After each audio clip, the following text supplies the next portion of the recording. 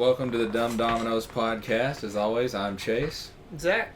And this is a big one, folks. Stranger Things Volume 2. We had to wait a month, and it felt like a year, and we both finished it last night. I was going to watch it at midnight, but Netflix completely crashed. Yeah, you told me about that. I downloaded it the following afternoon and watched it last night. Mm-hmm. Both episodes, one after the other. Had some tacos in between. Had some tacos. Did you have to recover after? Well, episode 8 kind of more set up 9 than anything. Yeah. All the big plot happened in episode 9. Mm-hmm. So I'm just going to come out and ask you, what was your initial reaction? Of 8 or 9 or just all the volume 2. I freaking loved it. I loved. You loved every second of it. Pretty much. I don't really have any gripes. The characters were done well. I thought I enjoyed the conclusions to some stories, the setups to some others, in season 5 that they're gonna do. Yeah. And the action scenes were great. The story and emotional scenes were insane. This show hit me more emotionally these last 2 episodes than any show or any movie has ever. They got to me. Yeah. I don't know if it's just how good of actors they are or how much we care, how much they've been through, their writing. I'm not sure, but I had never been that emotionally involved in a TV show or a movie. I didn't think I was going to get as involved in this show when I first started watching it. But you've grown to love these characters. Yeah, I'm very, very in it now. And well, I'll tell you, it got me just like, it gave me feelings of what my favorite episode was, 4 in this season, Dear Billy. It kind of had similar tones like 4 did, and man, it hit hard. Man, did it ever. My expectations for these 2 episodes were so high. I mean, they were through the roof. Like, they were never going to reach how high my expectations were. And they went above and beyond anything I ever thought they'd be able to do. Absolutely. And I just want to state this right now.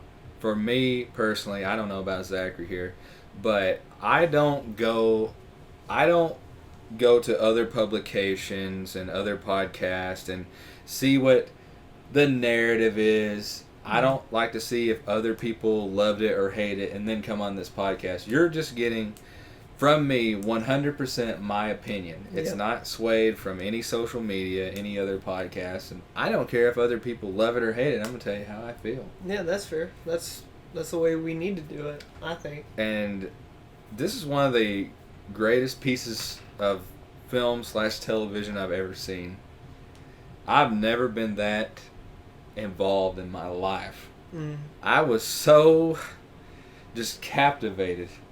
I really didn't know that a fake TV show, something that wasn't real life, could get me to the place. So emotionally invested and distraught in moments. I mean, it may sound pathetic or weird, but I felt like I know these people. Well, I mean, you've spent, what? 6 years with these people. I would say, how much time, kind of with them and watching their story and kind of seeing them grow up. Yeah, and the aesthetic is wild. I love everything about the 80s music, the clothes, just all of it. Oh, yeah, absolutely. The small town 80s vibe with the little basketball team and all that. Yeah, just the overall aesthetics of the old school cars and clothing and rollerblading and stuff like that, and then you're gonna get into the old telephones and just the language and style of everything, and the hair. The hair gets me. I love the hair. So for this season as a whole, let's just jump right into this. What are you giving this out of 100 this season? Let's do the whole season out or of volume 2. Let's do the season out of 100, and then you can do volume 2. Oh, the season as a whole. And then you can do finale or volume 2. I would just say finale because A, it's a setup. I think the season as a whole probably like a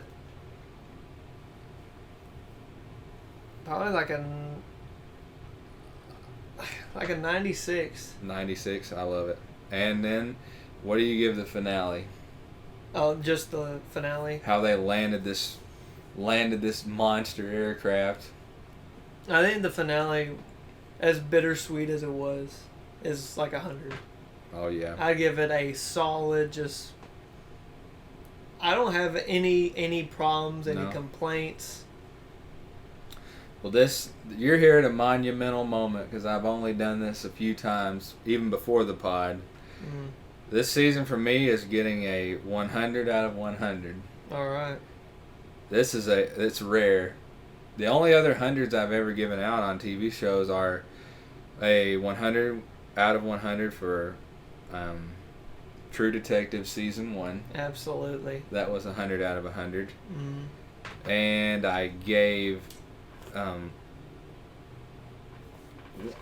it's so hard to say with Game of Thrones because I gave out 100 out of 100, but it fell so hard that I don't really want to go there. You demoted the rest of the show in a sense.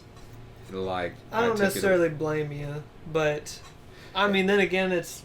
I only have a couple. Like True Detective Season 1 and Season 2, we kind of make standalone. And for TV, I give that 100 out of 100, and I gave Lost Season 1 100 out of 100. And there's not much else. I can't even think off the top of my head of the other. Some movies got a 100, but for TV, it's rare. It's rare because there's so much that you can do, and there's so much that could go wrong. And I gave the finale 100 out of 100. I was so invested that I was invested almost to an unhealthy level. To an unhealthy level. To the level that I never thought I would get to again after Game of Thrones let me down. Mm. I have not watched any television show where I was invested since Game of Thrones. And, man, I gotta tell you, I was in it. We should also say real quick, we're filming this, funny enough, on the 4th of July. And if you hear... some music. Yeah, some music. There's some party goers outside. Yeah. Nothing we could do about it, but we were so anxious we had to get this episode out. We couldn't wait. We had to just bite the bullet and take it. So I think we should get into it. All right. We should dive in after our initial reaction. And I think I'll say, too, this is not, for me, if we seem a little mild-mannered, I think it's with the tone of this. I didn't end this excited and screaming like I was when Obi-Wan Kenobi was fighting Vader, where I was screaming, "Oh my God!" Yeah, well, hyped and like, everything. Like this, the end of this so season serious. Is bleak. It's so bleak. It's so just wild. It's not like The Boys where it's wild and like awesome. Like a funny kind of goofy way, but sometimes serious way. I feel like the other 100 I gave out, and I thought about this because I felt the same way after watching it when I gave it to Band of Brothers. Oh yeah. You felt like you'd been through a whole journey. A war. Yeah. So let's get into this. Chapter 8, titled Papa. Papa. Man. So we get right into it where Vecna got Nancy cursed. Mm-hmm. And she's trying to fight him off, and he goes, "Where are you going? You trying to run away from me?" Yeah, and she starts running around and like, where was it? Like in the prison or whatever. It was in Hawkins' lab. Yeah, where they kept Vecna and 11. Henry. Yeah, and one. She's running. Yeah, and she's running around trying to escape, and she gets strapped down to this chair. Yeah. And then Vecna shows up and says, basically, you're going to tell, 11? Everything you see. And I'm going to show you everything. And he shows her Hawkins, basically the gates, the red gates, look like an earthquake, and they tear Hawkins completely apart. Yeah. So it shows like the 4 gates, which is like... It's basically like a T, an intersection, You know? So And they just came together into one point and then just like tore the ground open. it was a scary sight. Yeah. So he lets Nancy go, and she comes back through the upside down, and she's really crying and shooken up, and she tells the crew sitting there what she had seen. So they start to basically put together everything she says, and it comes down to he needs 4 gates. Yeah. And each gate is only opened by someone dying. mm-hmm. So 4 kills equal 4 gates. And they start to come up with a plan, and they don't have a clue where 11 is if she has her powers, and basically they come up with an old-fashioned 80s plan. They're going to go to a gun store. A gun shop. A gun shop and just get a bunch of weapons, and they're going to go in there and kill this son of a gun. Yeah.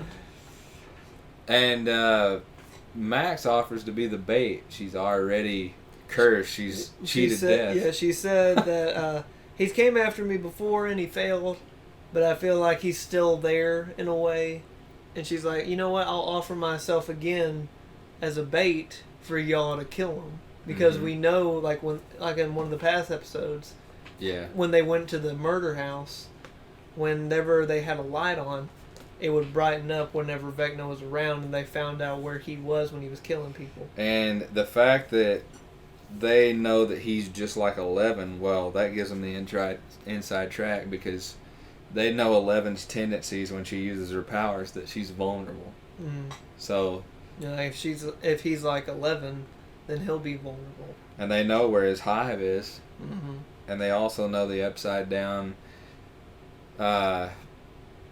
Well, I don't know if it applies to him, but they're a hive mentality. So if you take him out, the thought is, like, they all it's kind of like the Thing. They all work as one. Well, the Demogorgon and the Mind Flayer, when you killed one, you choked it. It's like a bee, like the queen controls the ants. Yeah. And you kill the queen, they all just, they're done. Yeah, they scatter. They don't know what to do. So then they make their plan, and we cut, and that's a common theme. Something gets done, and a quick cut to a different part of the whole world. I'll tell you what, man, there was a lot of fast cuts. Yeah. Not to where it bothered me, but a few times I went, oh man, like, we just talked about something and now we're cutting over to talk about something else. Yeah, it doesn't hold back. Its pacing it's to the wall, you know. Which is fine. Yeah. So we get over in 11, we're back in the silo, the Nina project, and they're bringing 11 back to life. They shock her. What is that, a defibrillator? Oh, yeah. They were basically like, clear! So she comes back, and she walks out, and she looks like she's confident with her powers. Mm-hmm. Like, she seems a little dazed, but you can tell there's something different in this moment. She lifts that 7,000 pound Nina machine. That thing had to weigh at least 6,000 pounds. It has filled with water, isn't it? It probably weighed, and she picks it up to the ceiling and just sets it down like nothing. Yeah, she does. Like, I expected her, to pick it all the way up, and then once it got all the way near the top, just drop it. Mm-hmm. But no, she picked it all the way up and then just gently let it back down. They got it going. The pace was incredibly fast. So basically, we have a conflict between Owens and Brenner. Mm-hmm. Brenner wants to, as always, he wants to control the situation. He wants to keep her under his thumb and train her more, but I think that was a load of bullcrap. I was feeling like, yeah, Brenner, you just want her under your thumb again. Yeah. That's your thing. Where Owens was like, it's her choice. Yeah. And she, when she learns that her friends are in trouble, she taps into Max, kind of like she did with Will. Mm-hmm. What's that place? It's like the Void. Oh yeah, it's kind of, I don't know what it's called. It's just like her sensory place. Yeah. Like. So she learns that the crew, the Ghostbusters crew. Oh yeah. They're gonna go 1-on-1 with the Great One, Vecna. What? It's, with the great You're one. gonna go one on one with the great one. Henry. Mark Henry. Ms. Ark Henry. Ms. Ark Henry. I'm sorry if you guys don't understand it, but it's just a little inside joke with us. Mm-hmm. So they get into a heated confrontation. Once 11 realizes that her friends are going to take on Henry, she knows she has to go because she knows the date they're going to take him on.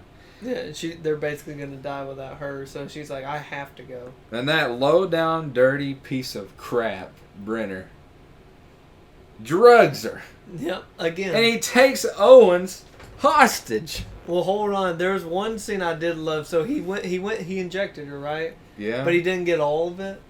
So he put a little bit like into her blood system. She whips around and just shoves him into that Nina tank. I wish she would have killed him. Oh, man, I was scared for him. I was like, she's about to just rip you to shreds, dude. Old Brenner. Yep.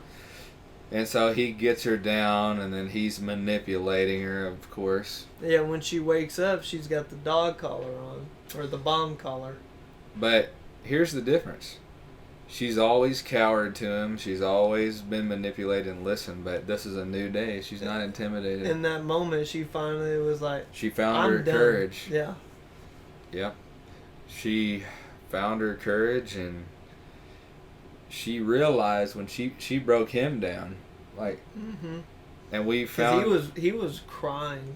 Yeah, that whole scene. He basically said, "You've been manipulating us the whole time, and it's all about you, and you're not as great as we are. Yeah, you're just an ordinary man." He said, "I'm your papa and stuff like that. I care for all of you. I love you." And she said, "What about Mama?" Mm-hmm. And I was like, "Oh." And he there kept you saying, go. "I only had your best interest at heart," and she just wasn't having it. Mm-mm. But we learned something huge in that. Besides her having courage, we learned that he's been sending her in all along to try to find Vecna, Henry. Yep. And that was a wild revelation that through all that, he did all that to try to find Henry. Yeah. And when you start thinking about that, it just puts everything in a new light. Yeah. What if you go back and you rewatch season 1, 2, and 3, and you think about Vecna being in there, in the Upside Down, and every time 11 is doing anything, like sensory deprivated, where she's in the void, or if she's actually in the Upside Down. The end goal was Vecna. For Brenner was to find Vecna. So when you know his motivation, can you rewatch all that and see it differently? I'm sure you can. I guarantee you, watching it from the beginning up to this point now would be insane. Because might do that. I don't want to say that until later. We'll get into that later. So Sullivan and the United States Army. Yep. We knew it. We predicted on our last episode. We knew it was going to come to a head there. Yeah, and this whole time, Jonathan. Yeah, Jonathan and Argyle and Will and Mike. They got the been coordinates. Driving forever. Yeah, they got coordinates from Susie, and they've been driving day and night to try and find these coordinates. And Mike is really freaking out. He's thinking he's losing 11. And this was the first scene. Well, I won't say I got emotional when 11 was telling Brenner, you're not manipulating me anymore. But I felt I felt a little bit in my stomach. I was like, yes. Yeah. But where the emotional side started to get to me, that speech that Will Byers gave to Mike about being the heart of the team. Yeah. Like he was the leader. And Will was crying during it, and he had so much. It was so pure. Yeah, man. It was just, and then I'll tell you what. I don't know their relationship, but I feel like maybe he wasn't faking that. Maybe he's so much. We know he's friends with Finn Wolfhard. Oh yeah. So, this is a little off topic. Well, it's on topic, but a little off the synopsis. Like, I didn't, except for the things that are obviously fake, I didn't feel like a lot of things were fake. When they were worried about one of the other ones dying, you felt like maybe they kept it from them in the... Maybe it was fake, but all they had to do was think about that person dying, and it just brought that emotion out. Mm-hmm. like they're so good at friends, it's acting. But like, Well, if it's some stranger and then you think about someone you know dying, and then you, like, it'll hit a lot harder. well, yeah, that's kind of the thing. That's like in The Walking Dead, when someone dies in the show, they're off the show. Yeah. And it's like, well, if someone dies in this show, you're kind of, in a way, losing that friend Yeah. for real, And because you don't get to spend as much time with them. And if you give a speech about how much you love someone or how much, like, I've got your back, like, they probably really do. Mm-hmm. So there's not too much acting. You might have to put yourself in a little bit of make-believe, but with truth. Mm-hmm. And if the virtue is behind what you're trying to get to, then you've got it. Yeah. If you're just fully, if you care for that person, then it's going to seem real. I'll say that Will hit it so hard in Man, that scene I figured in the back of that truck. I figured he was the guy that was going to be left out in this season, and I was completely wrong. Yeah. He gave some speeches that were unbelievable. Yes. So that was the first scene where I really started to feel emotional with this volume 2. Oh, okay, so they find the compound and they realize that Sullivan's headed that way. Yeah, Or the they US see Army. the tire tracks, and they're like, there's something big heading towards somewhere, so let's follow those tracks. And basically all hell breaks loose. Yeah. 11,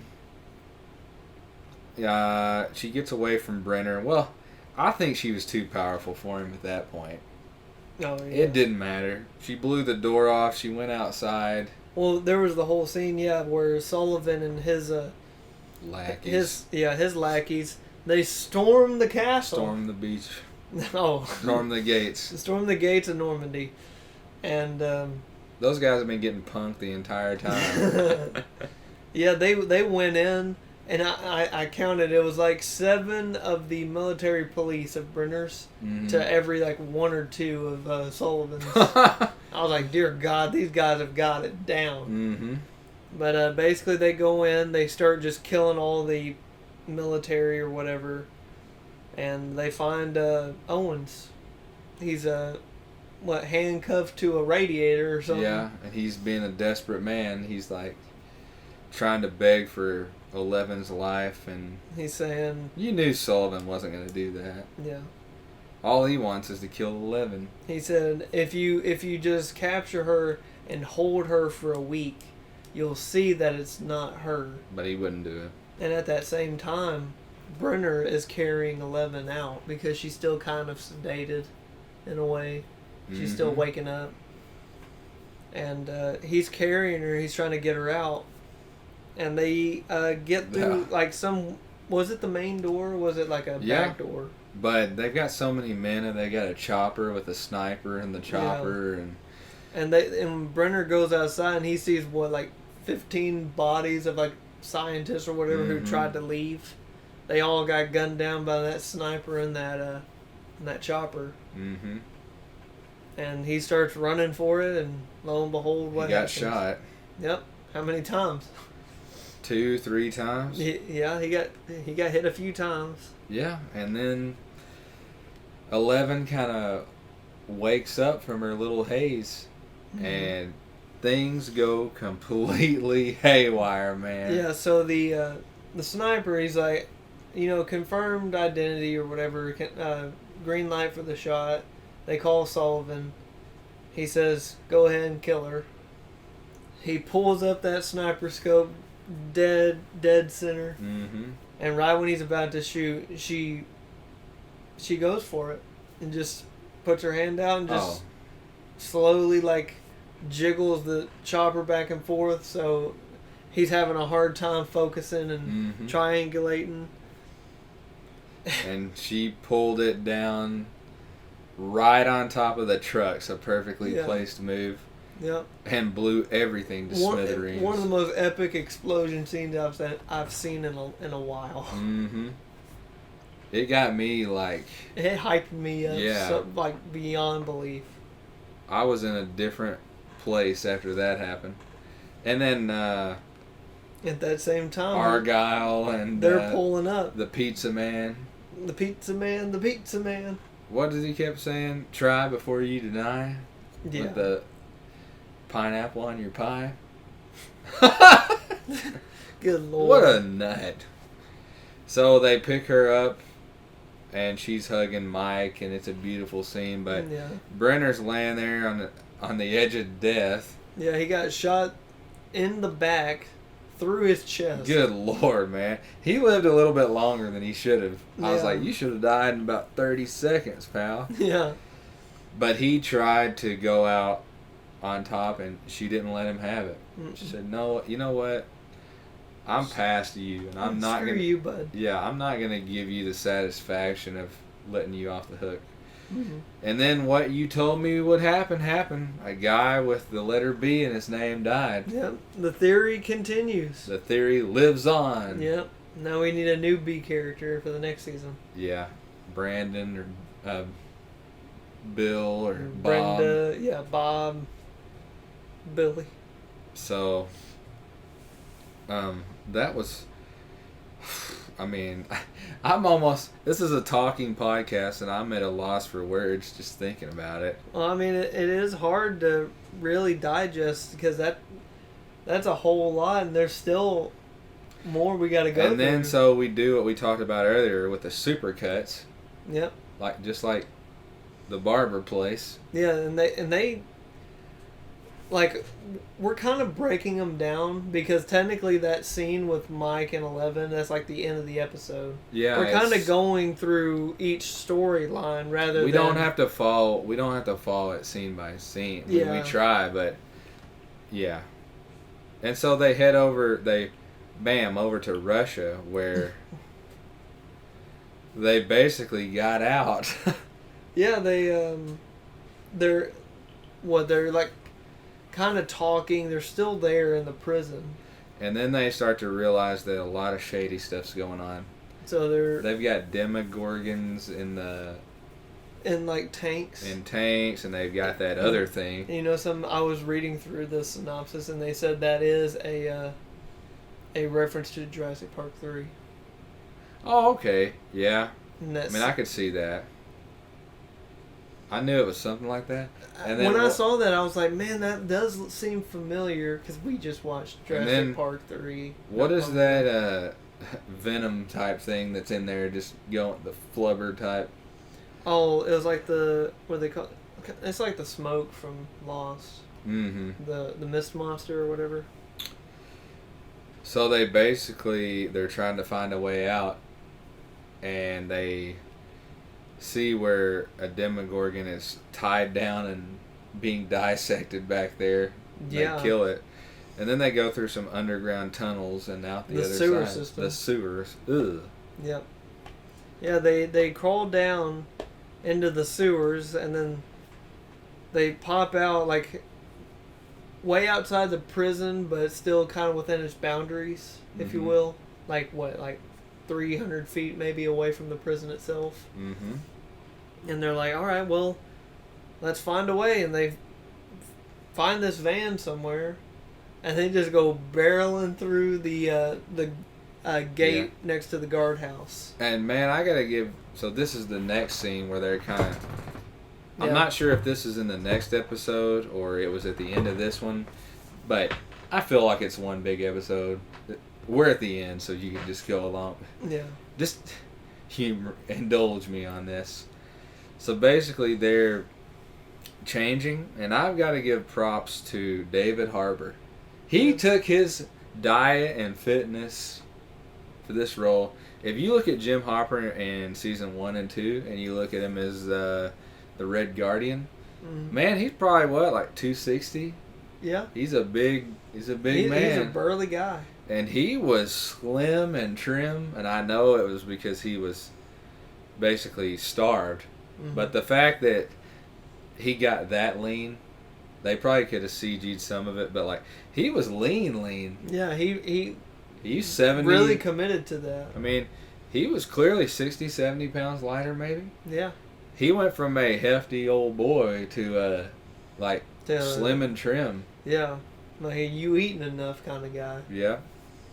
And then they start taking their clothes off, and Some people have been waiting to see Winona Ryder do that since 1991. Well, since the Wedding Singer or whatever? Yeah. Edward Scissorhands. Oh, yeah, that one. And we've all been waiting forever for this scene. I thought they were going to just, like, be changing and then just come together naked and sleep together right there. That's honestly what I thought, too. And to be totally honest with you, it would have fit.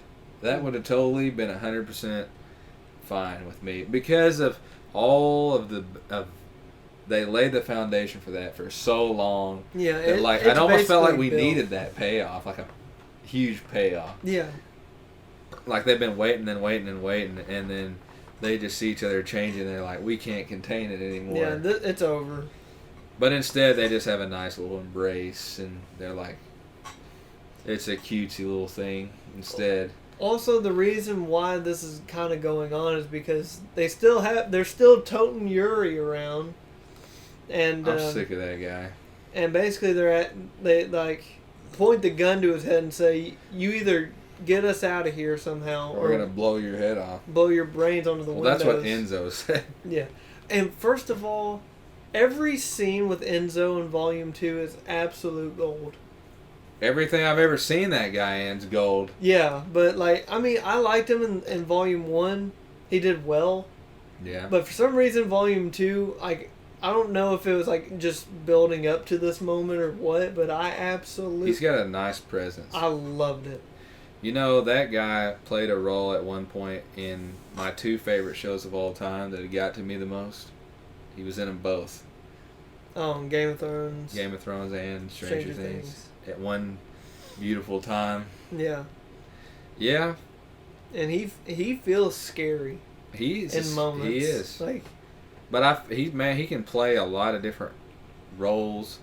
I mean, he went from playing a long-haired, invisible man, hippie type guy to a Russian prison guard. Yeah. So you tell me he doesn't have range. Oh yeah. But the premise is basically that Yuri said, "I have a chopper, a weather chopper." Oh, that thing looked terrible. Yeah, and he said, "I'm basically rebuilding it. It's never been flown yet." And he's kind of sabotaging it. Yeah, he is, because Mother Russia. Yeah. Or, sorry, the Soviet Union. Yeah, USSR. USSR. But... the Iron Curtain. Mm-hmm. All that good jazz. Yeah, whatever. Not... So, they have their little embrace, and Hopper says, I didn't forget about that date. Yep, at Enzo's. And it's a nice little middle school moment. Yeah. She said, "What have you been dreaming about?" He said, "Lasagna. Breadsticks and lasagna." He said, "I've been eating moldy bread. I've been eating maggoty bread for 3 stinking days." Isn't that what he said? Roughly. Yeah. Moldy bread for 8 months. And he had to trade a lot of it away.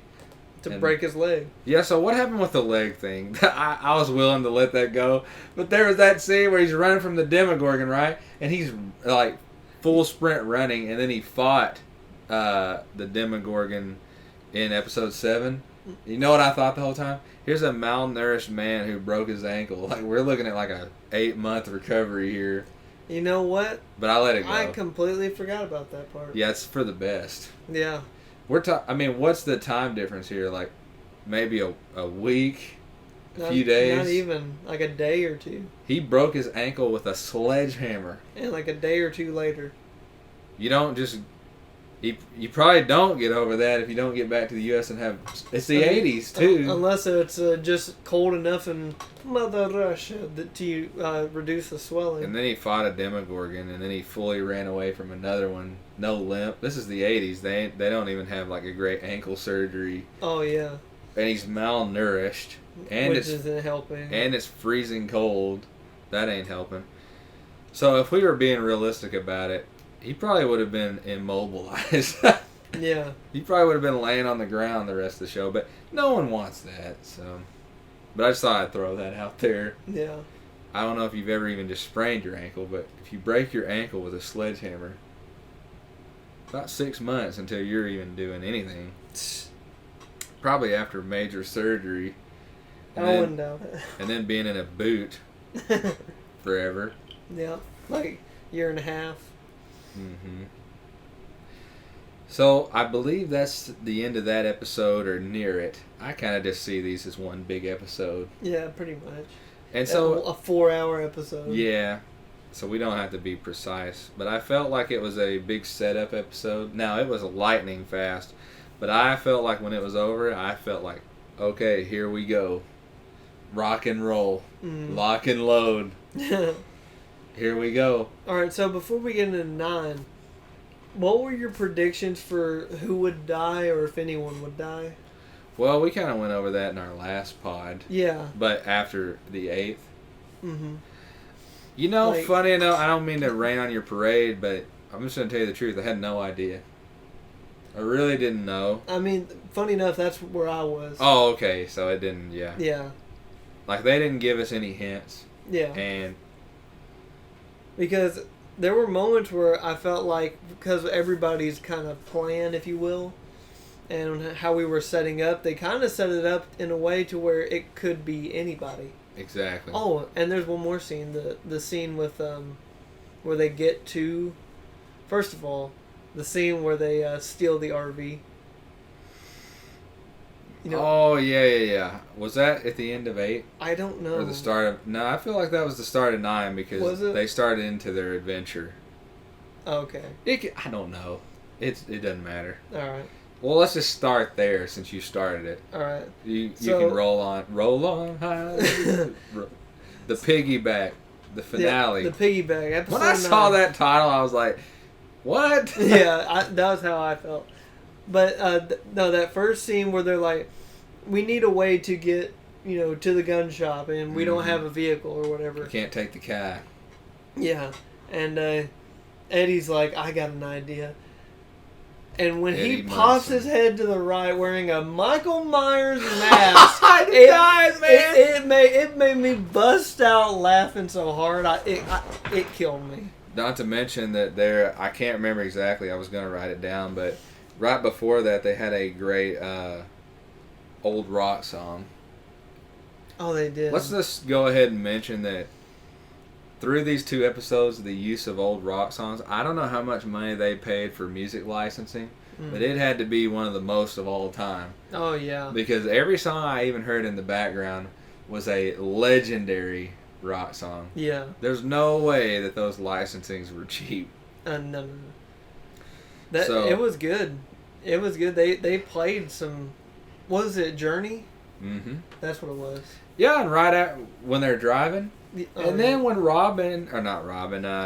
Nancy and Steve have their little talk, you know what's playing in that? James Taylor's Fire and Rain. Oh, yeah. And I've seen fire and I've seen rain. And I was just like, good God, how much money did it cost to do those 2 songs back to back? Yeah. I'm glad we're not worried about the value of the dollar here. Yep. No spared expense.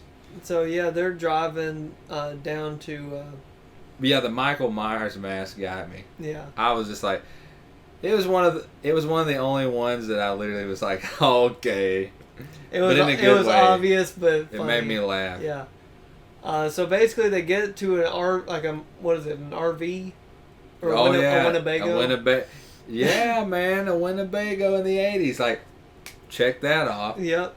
And basically, they just Eddie hotwires it, and he gave that little speech when your dad was taking you to the park. My dad was teaching me how to hotwire cars. Yeah. And then he's like, "All right, Steve, you're going to drive us out of here. I'm just going to start you up." Mm-hmm. So they do that, and they take off to start the adventure. Steve Harrington. Yep. This is his moment. And this is where I got nervous. Because right when we start off the episode, they're driving, they're on their way to the gun shop, and then there's a scene between Steve and Nancy. Where on their way. Yeah, and he's basically saying, I had He's sweet talking her. He said, I had a dream that one day I'd have 6 little, Harringtons? 3 girls and 3 boys. We'd take a Winnebago and travel the country, every summer. Yep. And I was like, uh-oh. See the Grand Canyons. Yeah, the Rockies. And that's when I started getting scared. I was like, Steve's going to die.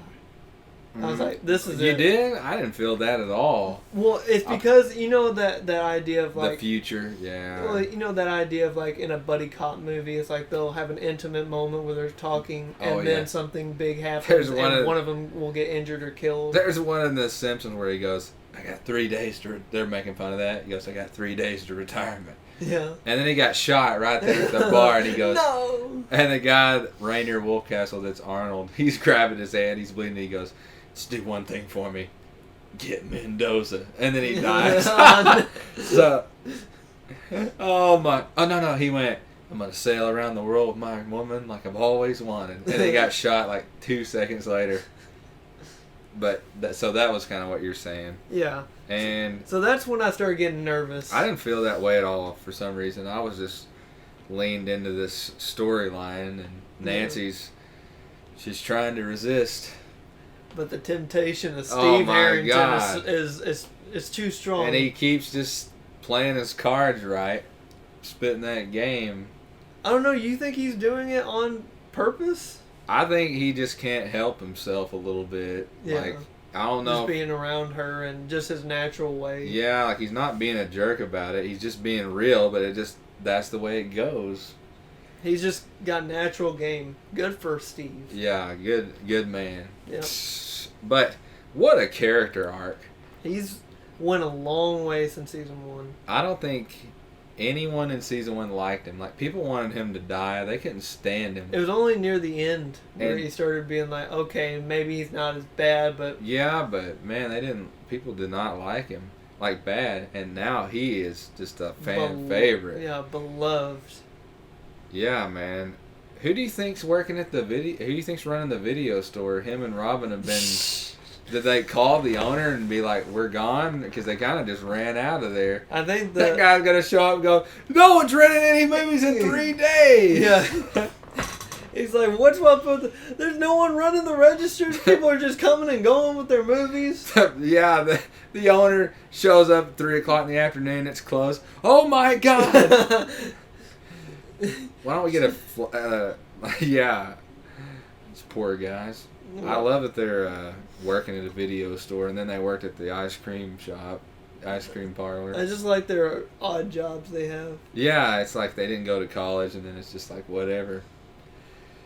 So, yeah, after that, a real nice little scene where everybody got to calm down, and Lucas is back there pleading his case to Max again, and I get they're just showing how much he cares, but I was at the point I was like, all right, dude, she gets it. Yeah. That's enough. I mean, if it were me in that situation, I'd probably be the same way. Yeah. I'd be like, hey, I'm going to be, I'll be right there. You let me know the second and stuff like that. Yeah, so we get to it looked like a fair. It wasn't. No. It looked like an old flea market back in the day. Yeah. It's like the Walmart. And she grabs a shotgun, and they're like, "That's $120. Like, yeah. That'll work." And he's like, "Yeah, I'll throw in a little bit of buckshot." I was like, man, this is the '80s. She's not even gonna have to show an ID to buy a shotgun. They're gonna throw some buckshot in for free. Yeah. I'm like, this is it. But who's just off to the side? Looked like a coked and methed out Jason. Yep. With a 44 or 357 Magnum, just 357, yeah, I believe, and his crew of minions that I'm about sick of. Yeah, the Bunch jocks, of mouth breathers. The varsity team. Bunch of mouth breathers. Yeah, so they got like half of the Hellfire Club in the gun shop, half of the Hellfire Club in the truck outside. Mm-hmm. And you got the varsity football or the varsity basketball team and its leader, Jason, just chilling, doing the same thing they're doing, all buying weapons, ready to commit mass murder. Oh my God, yeah.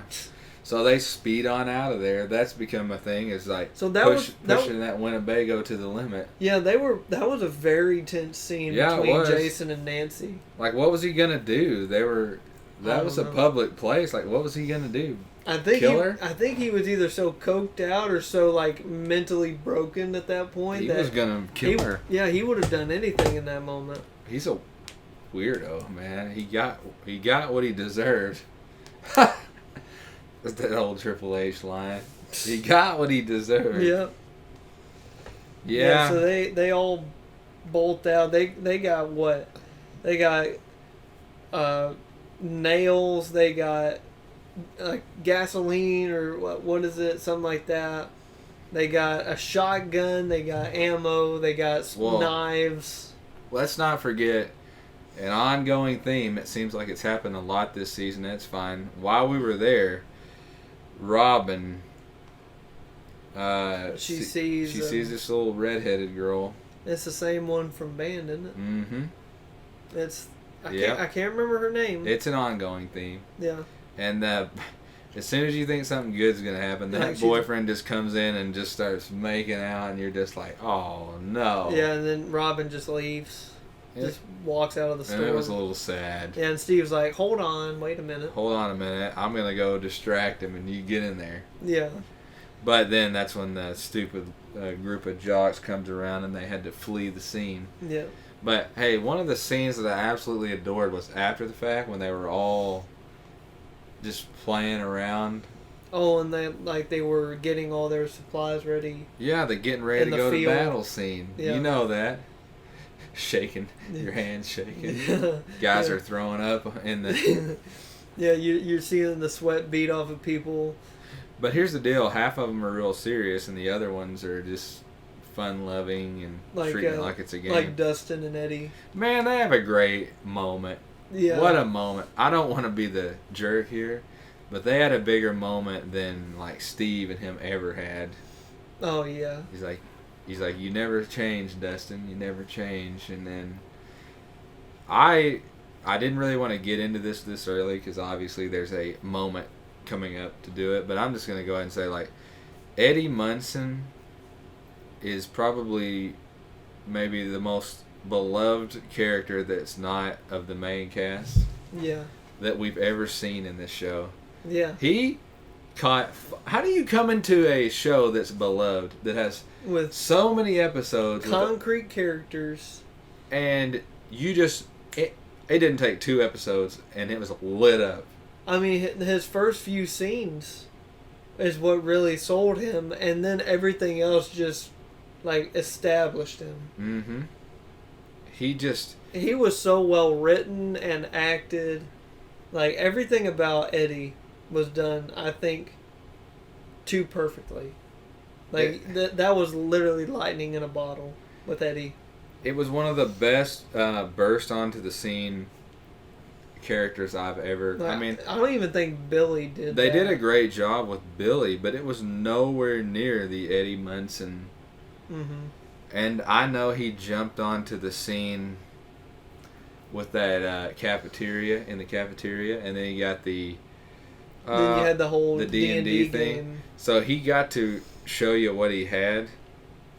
And then you had the scene with Chrissy, where it showed kind of like his, his playful side. Yeah, emotional, like let my guard down kind of side. So basically, you got everything that Eddie had to offer right off the bat. So that helped a lot. Yeah. You didn't have to warm up to him, but wow, man, unbelievable. Mm-hmm. That's one of the. I hope he gets nominated for something, some kind of best supporting actor. Yeah. I know they don't do that Well, do they do a best supporting actor for the Emmys or? I don't know, but here's the thing: it's like, are there a lot of streaming shows that get they get put on these on the Emmys and stuff? It can happen. Ozark and. Well, it's the way the wind's blowing now. You ain't gonna have Game of Thrones did. You ain't gonna have no show or any awards if you don't do that. If you don't do streaming only. Yeah.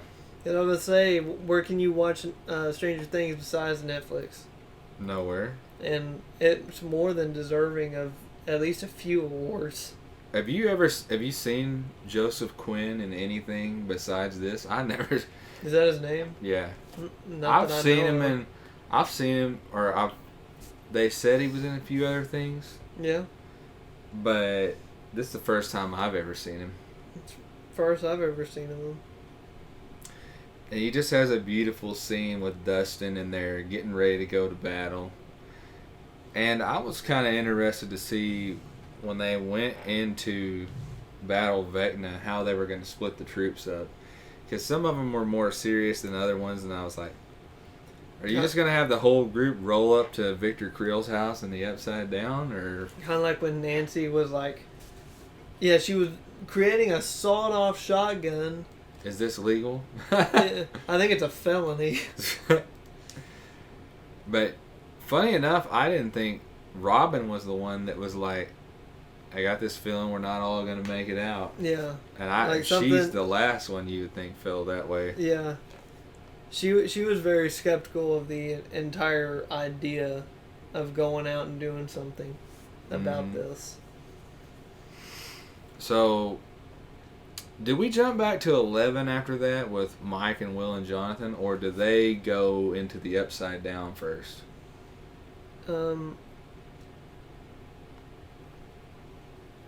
I think we cut back to... Which one of those two scenes? I think we cut back to Argyle and Will and Mike. Russia. Mother Russia. I think that's where we cut back to. And basically they're still waiting. Oh, yeah, you're right. They're still waiting on Yuri to figure himself out and figure out this plane. He's sabotaging them. That's all he knows is how to sabotage people. And they get what is it? They call somebody in America and they speak in code and they get a call back. And it was basically one of Owens's his main people. Yeah. And she basically let them know in the way that they were all in danger. Yeah, like Elle's alive and doing something. Oh, like she's safe, but the other kids are kind of out and about. So let me pull this back and tell you what I was thinking at this point. Here's what I was thinking. I was thinking we are in the last episode, and we were starting to get into the last episode, and every character group is still where they were. One character group's in Russia, one character group's in Nevada, one character group's in Hawkins in the Upside Down. And I started to say to myself, I got a little nervous. Like I felt my heart skip a little bit. Yeah. Like my stomach started like grabbing. Like to churn, yeah. Yeah, because I said, oh no, How are they gonna... It was the only time that I went, how are you going to plausibly bring this together? These stories are always fun until it's a nightmare and you have to bring it all, you have to land it. Yeah. It's like a Royal Rumble with 30 guys and you get down and it's all fun because all the possibilities. But when it gets down to it, you're going to have an ending, and that makes it way more difficult. Yeah. Because if you don't do one side right, the people are going to be like, yeah, you undersold Hopper, you undersold.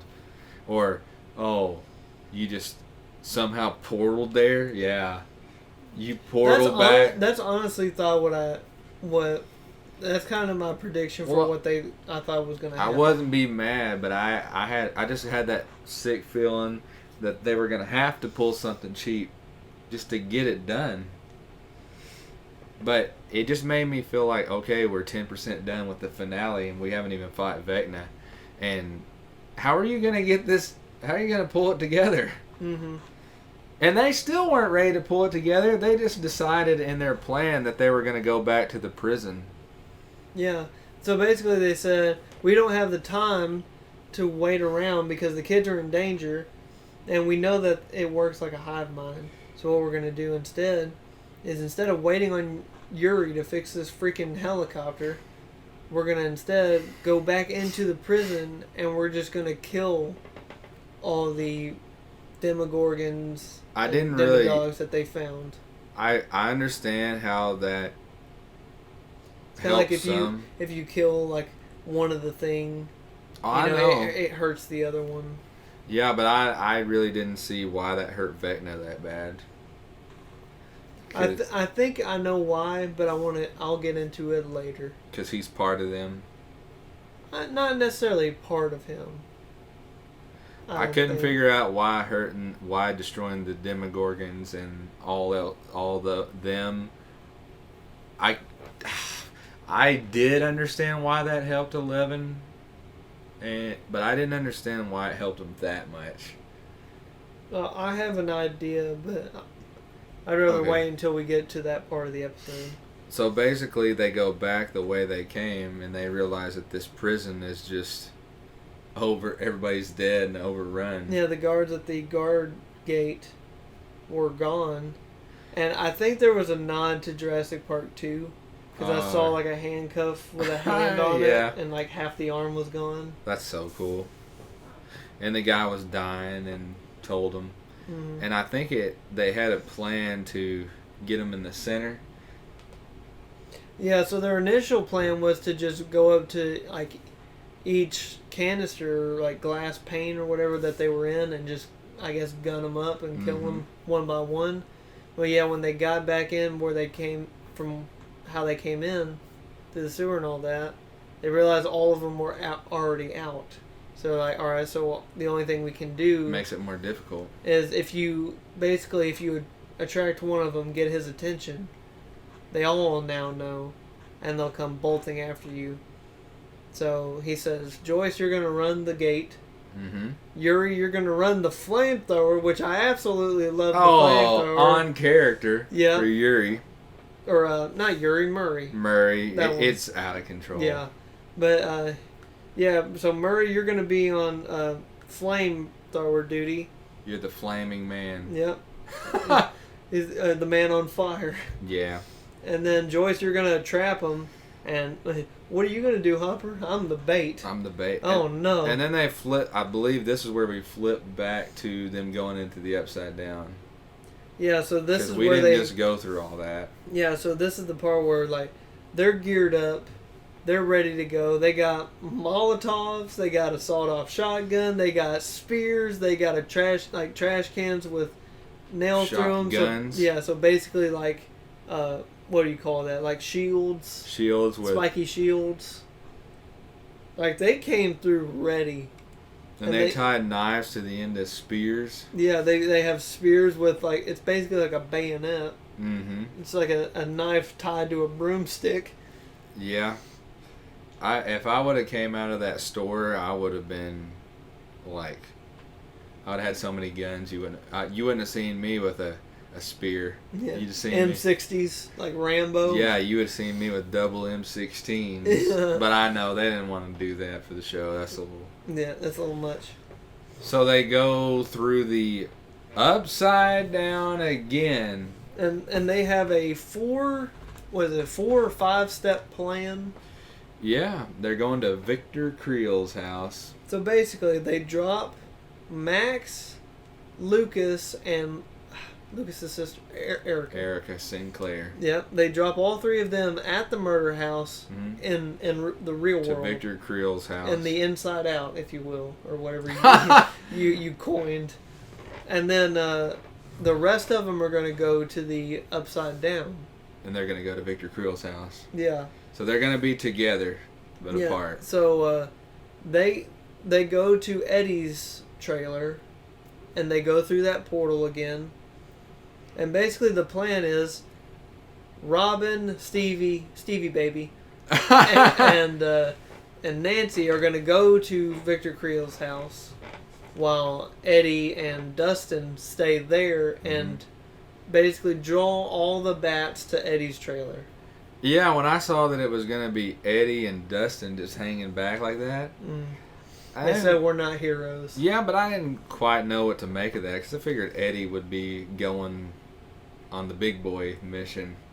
That's what I kind of thought. I kind of felt like I didn't know who to leave back, but it was like Robin, Nancy, Steve, Eddie were the adults.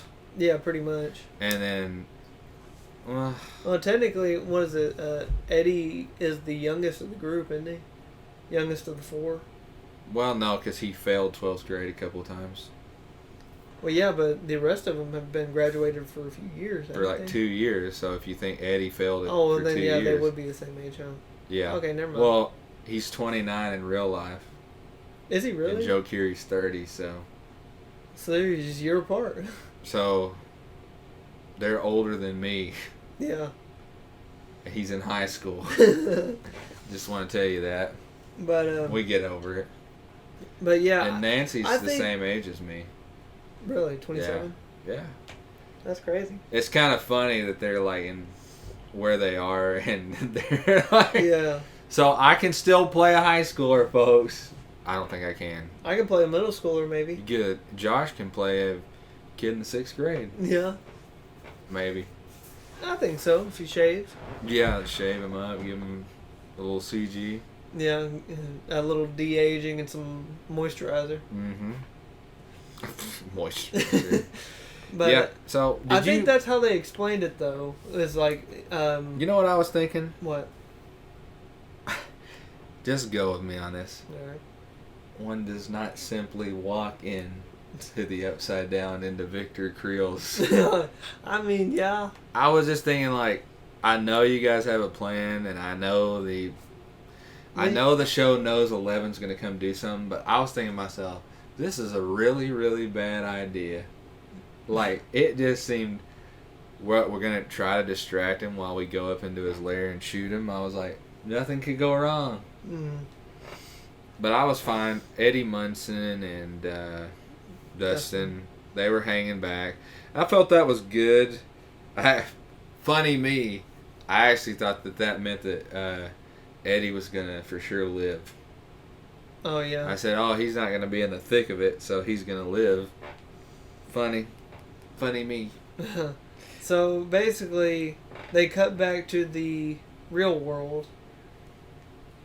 And that's when they initiate phase 1. They find Victor Creel. They follow him up to his lair.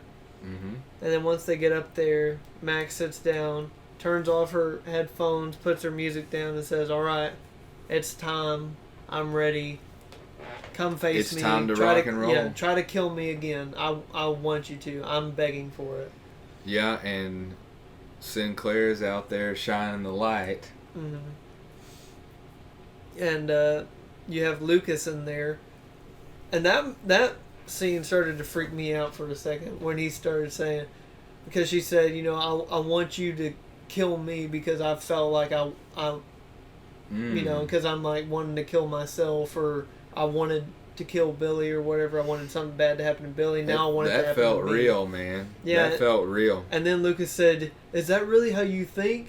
And he's like, you're a horrible person. And she was like, "Oh, what are you doing? Why are you saying this?" And it's Vecna. Yeah. And you knew he would come in at the emotional, at the peak core, the most emotional she could possibly get. Yeah. And I went, "It's him. It's Henry. It's time." Yeah.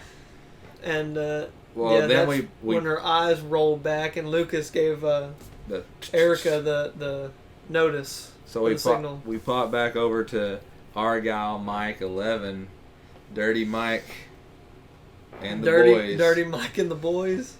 And 11. Somehow Argyle, the problem is they're trying to get flights home. They can't get anywhere. Yeah, it's like 11 o'clock at night and or something. And they said, "We got to get her in a bathtub with some salt so she can use her powers." And he says, "I know where salt is, my dude." Good Lord. And where do they go? Hungry Howie's. I'm just kidding. The Surfer Boys. Surfer Boy. Sorry. Surfer Boys. Pizza Hut. Hey, that pizza that they have, that branded Surfer Boy pizza, yeah, but phenomenal. He made a special pizza. I don't think that's the pizza that they serve to the public. Or maybe in the 80s they didn't skimp on the cheese. I don't know. The one that we have, it's great. I like it. But anyway, he said, "I know where." What did they say? 30 pounds of salt or something like that. I think it was like 60, wasn't it? 60 pounds of salt, and they were just joking. He goes, "I know where it is, my guy." So they go into there, and the stoner guy, and they're talking to him. They're like, "We need to use the kitchen." He's like, "Oh, bro, I'm supposed to go to Taco Bell." He's like, "Well, bro, you can just mosey on, and I'll take care of the place while you're gone or whatever." And he's like, "All right, my dude. We don't want you to be for free." And they offered him a joint. Oh, yeah, that and he too. He had a Scooby-Doo moment. Zoinks! He's like, Zoinks. Oh. I love how it's definitely the 80s. Could you imagine that happening now? Yeah. Just leaving your video store or leaving your restaurant, the camera footage would be going to the CEO's feed, and he would be alerted like that, right? Mm-hmm. It's just crazy when you go back to watching these kids in the 80s, and like none of them have a cell phone. Like they aren't just watching TV. They just find a way to entertain themselves. They aren't just watching TV. It's unbelievable. You know what I thought to myself? And because I forgot they were in the 80s for a second. Yeah. I said, I wonder if anybody gets phone service in the Upside Down. That is a very good point. And then it hit me that none of them had cell phones. Well, I don't think they do, because wasn't there a scene where like they had a walkie-talkie and it wouldn't communicate from the inside or the Upside Down to the real world? To the inside out? The Yeah. upside down? The Upside Down to the inside out, yeah. So, her and Mike have this... 11 and Mike have this nice little scene where it just reaffirms that they're good. Yeah. And then Argyle comes in and slaps the pie down. Pineapple. The pizza pie. Pineapple Pizza pie. And 11 tries it. She's like, oh, it's great. She would say that. Yeah, and then... She's used to rations. Yeah. And then Mike's like, oh, no, that's an abomination to pizza and pizza kind. Mm-hmm. And they basically start forcing him to eat it. And then we get this whole other emotional scene off in the side, what's going on in the other room when they're making this this tub for 11. It looks... We cut to Will and Jonathan, and Will's looking... Man, Will Byers stealing the freaking show, man. Yep. This is... Yeah, so... The first time I got emotional in this volume 2, well, not too crazy, but it got me a little, was that Will Byers to Mike speech. In the van. And then we have this beautiful brother-to-brother scene where you know they're both have been in a place of emotional distress. Yeah, because Jonathan's been dealing with his personal problems with, like, drugs being away from Nancy, and then the drugs. And then Will has been isolated because of the mind flare twice. Yeah, and he kind of feels like, I mean, at least it seems to me like he's losing his friends in a way because they're so far apart. It's just... And he's like, I don't think we're as good of friends as we used to be.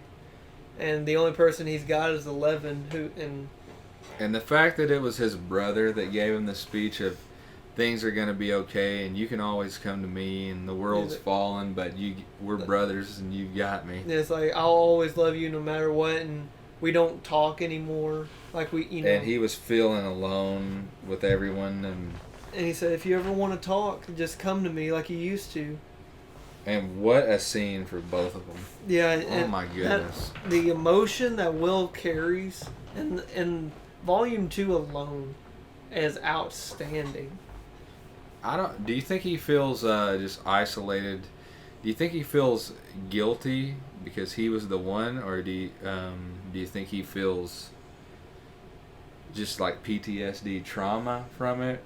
What do you mean by the guilty part? Because he was basically the one that they had to rescue twice. I don't necessarily... He was the damsel in distress twice. I don't necessarily think that he feels feels like guilty for making his friends go through that. Feels like a PTSD thing. I think that's mostly what it is. And here he is on his next tour. Also, I do think that what you said in the earlier episodes where like he has a special kind of connection to Mike, and like he might actually have like feelings for him. I think that's showed more now in these past 2 episodes than it ever did. It's hard to tell. I mean, it could just be, just his natural just love and friendship for the guy. But that scene where he's basically saying, like in the van, he's talking like, you're the leader. We all know that you love 11 and 11 loves you and all that. And then he turns to the side after saying that and he just starts crying. Yeah. Like it felt like him kind of like not only saying it to Mike, but saying to himself that Mike and 11 are a thing. You could go that way, or you could just as easily say, these people have been together so long that it was just the emotion of all of it because he loves Mike and Eleven so much. Yeah. And he's been through so much, and they're in such a high-stress situation that you could go both ways. Like, they're so close that it really, truly could just be... Like a true brotherly bond. Yeah. Well, with all of them, I mean... Yeah. But it could go either way. Well, It's kind of future season. The future. The future. Future! Yeah! Oh. So, where do we go from there? We go... she goes into Max's dream. Oh, yeah, they put her in the tub full of sand. And she's seeing Max in a memory at the skating park. Oh, yeah, that was But Max keeps jumping memories to stay away from Vecna. Yeah, so she said basically her plan was, in her mind, if Vecna can kind of control her thoughts to a degree, you know, it's her mind. So she should be able to force Vecna basically out and force herself into a good memory rather than being dragged into a bad one. So she dreams of one of her happiest moments, and it was the winter dance? The prom or whatever? Well, before it was the skate park. But... Oh, yeah, it was, wasn't it? I think we had gone back to where they were hunting Vecna in the Upside Down before, because when you went to the prom, that's when 11 went one-on-one with Vecna. I think she showed up at... Or no, that's when Vecna was chasing her, and then that scene ended with her going to the prom. And then we cut to them going to the house, and then back to Eddie and them. Man, so... It's kind of all over the place, but it makes sense watching it. Max was so scared at that prom because everything was going downhill. And they haven't seen 11 in who knows how long. And she... It's been, 8 months? Yeah, or a year and a half, and as soon as she thinks it's over, she sees 11 in this memory. Oh, yeah. And she's like, "You're real? Are you real?" And then we have it, the John Wayne moment between Vecna and 11. Bruce Lee versus Chuck Norris. And you know he sees her, you. Obi-Wan versus... Yeah. Face me. Face me. Yeah, it was. I remember seeing a lot in this episode that really made me turn to... You keep referencing Jurassic Park, which is great. But I saw so many Star Wars references that it was out of control. Oh, yeah. Which 2 Star Wars movies are in the 80s. Yeah. But I saw a lot of Star Wars. And I cannot get away from Henry is Anakin. Oh, yeah. They literally said... let me just tell you this. I thought it in my head, and I told you this in the last podcast. They literally said it. They said the darkness and the light. Oh, yeah. And I went... Okay, Star Wars. They said it. Like, they said it. The darkness and the light with Elle and Vecna. Yeah. And I went, touche. I was like, Touche, yeah, sir. there you go. Like, I know that's what you're doing, and I'm happy about it. Did you also ever notice, like, when it comes to Vecna, like, his right hand is normal, the one that he uses, like, to push and pull people, but the one that he uses to kill people is, like, 3 times the size. I know. I never noticed that his hands were different sizes. And like, the left one was noticeably bigger. And the hand is completely real. That's prosthetic. Really? Yeah. So there's no CGI. The guy's in a full suit. Wow. Yep. And it's the same guy that plays Henry. So. Oh, they literally did that makeup on him? Yeah. Isn't that crazy? It's always crazy when you go back to Alien or you go to anything and you later on you hear it's a full body suit and every single time you say, "Oh, that looks amazing." Every time. Yeah. If they would have just took the actor playing him and CGI'd him into Vecna, it would have not looked that disgusting, and you would have not, because they said Millie Bobby Brown, the first time she saw the actor Vecna, the actor on set in the full suit, that she cried and almost threw up. Wow. So you need that. I mean, do you think Kurt Russell was scared when he saw the Thing in full suit? Oh yeah, I'm sure he was. That led you to a different level of, like, you. I mean, which time did he see the Thing? He saw like 5 different iterations, and each one was terrifying. Mm-hmm. So are we going to talk about the battle, or are we going to talk about some of the other scenes that build up into that first? Well, I think we should build up into it. Okay, so first and foremost, we have probably one of the best scenes of the whole episode, even though there are so many great scenes. Eddie and Dustin on the top of the trailer. So they barricaded the trailer up to to defend because they're going to draw them bats to them. That's the goal. How are they going to do it? That's one of the coolest things I've ever seen. I was not ready for that. I knew it was going to be kind of funny and cool, but I had no idea it was going to be one of the most awesome things I've ever seen. So I was talking to my buddy before I watched the episode, or either of them, and he said, "Did you see the scene that they released?" And I said, "No." He said, "The guitar scene." I said, "Uh-uh." The guitar scene? Yeah.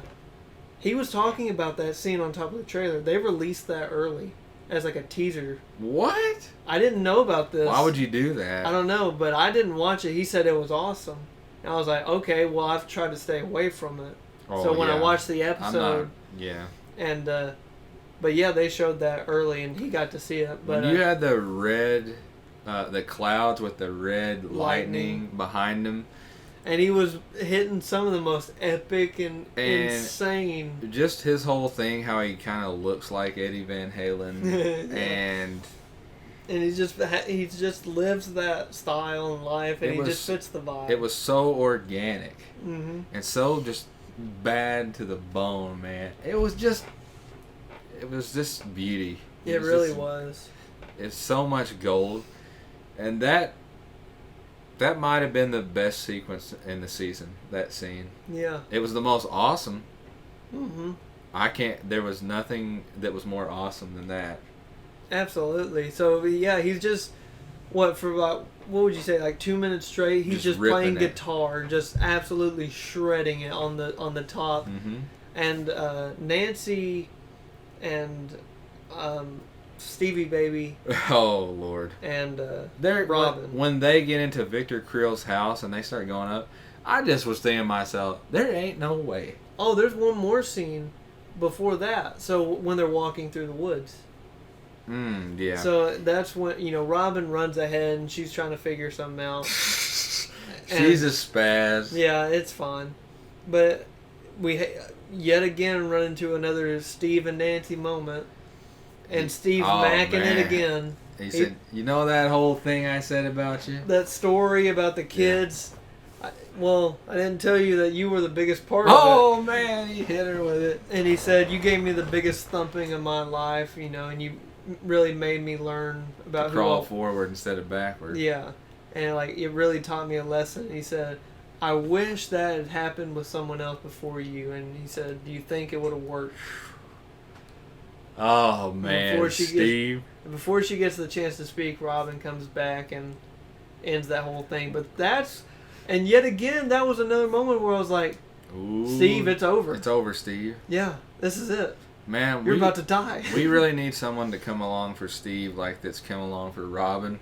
Yeah. We need, Steve's person to come along, because this is getting out of control. Well, we went, 2 seasons or 3? With him just failed romances. Yeah, one after the other, left and right. I wouldn't. That's a beautiful opening for a new character.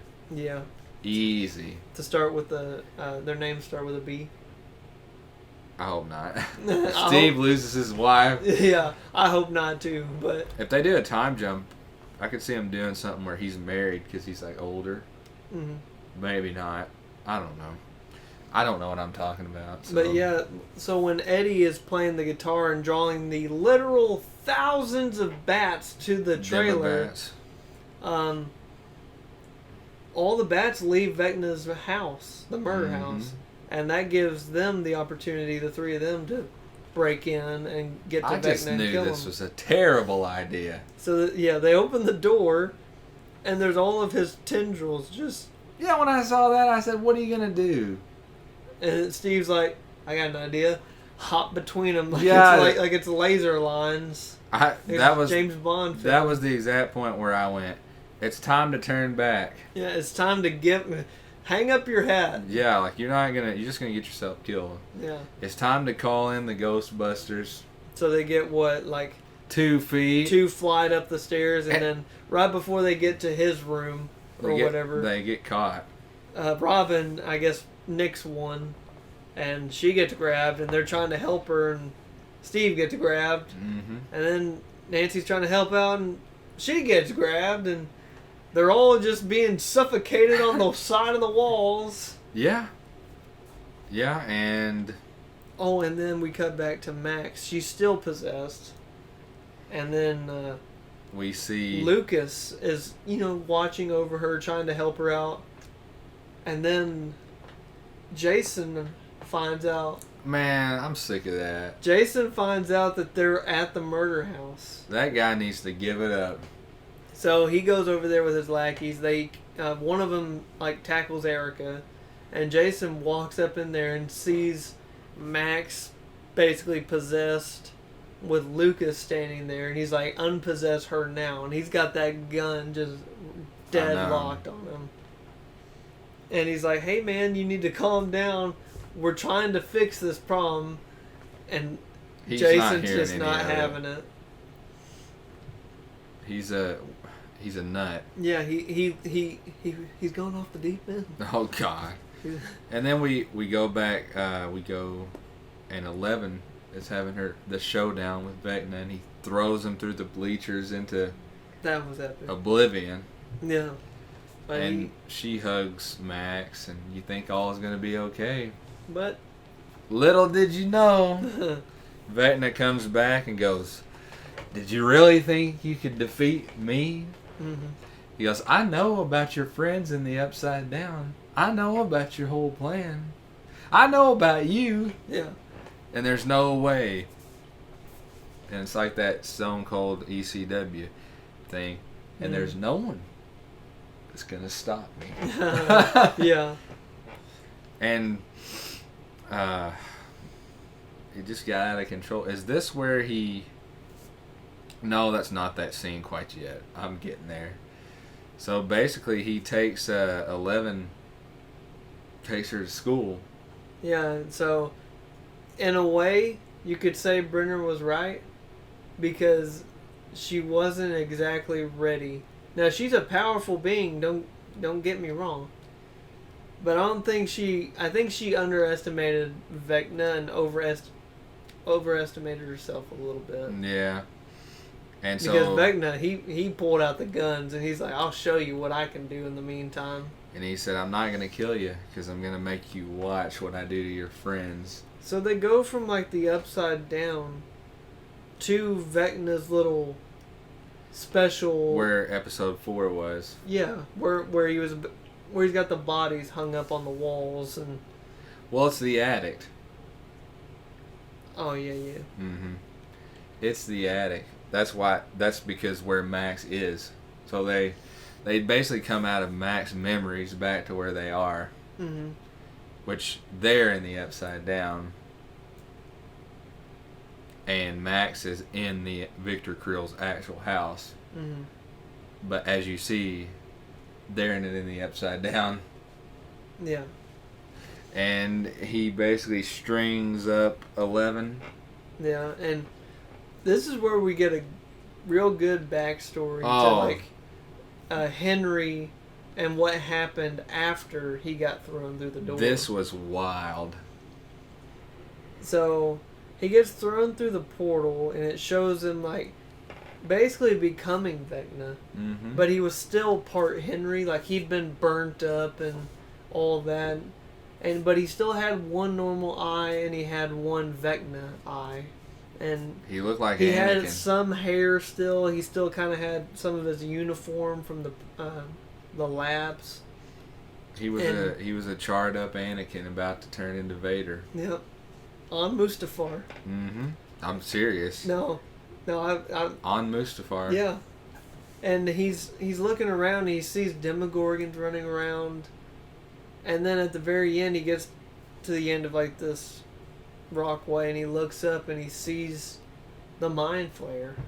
Well, he started talking about a powerful weapon. Yeah. And you see the Mind Flayer and halfway, and then you see the drawing from the first season.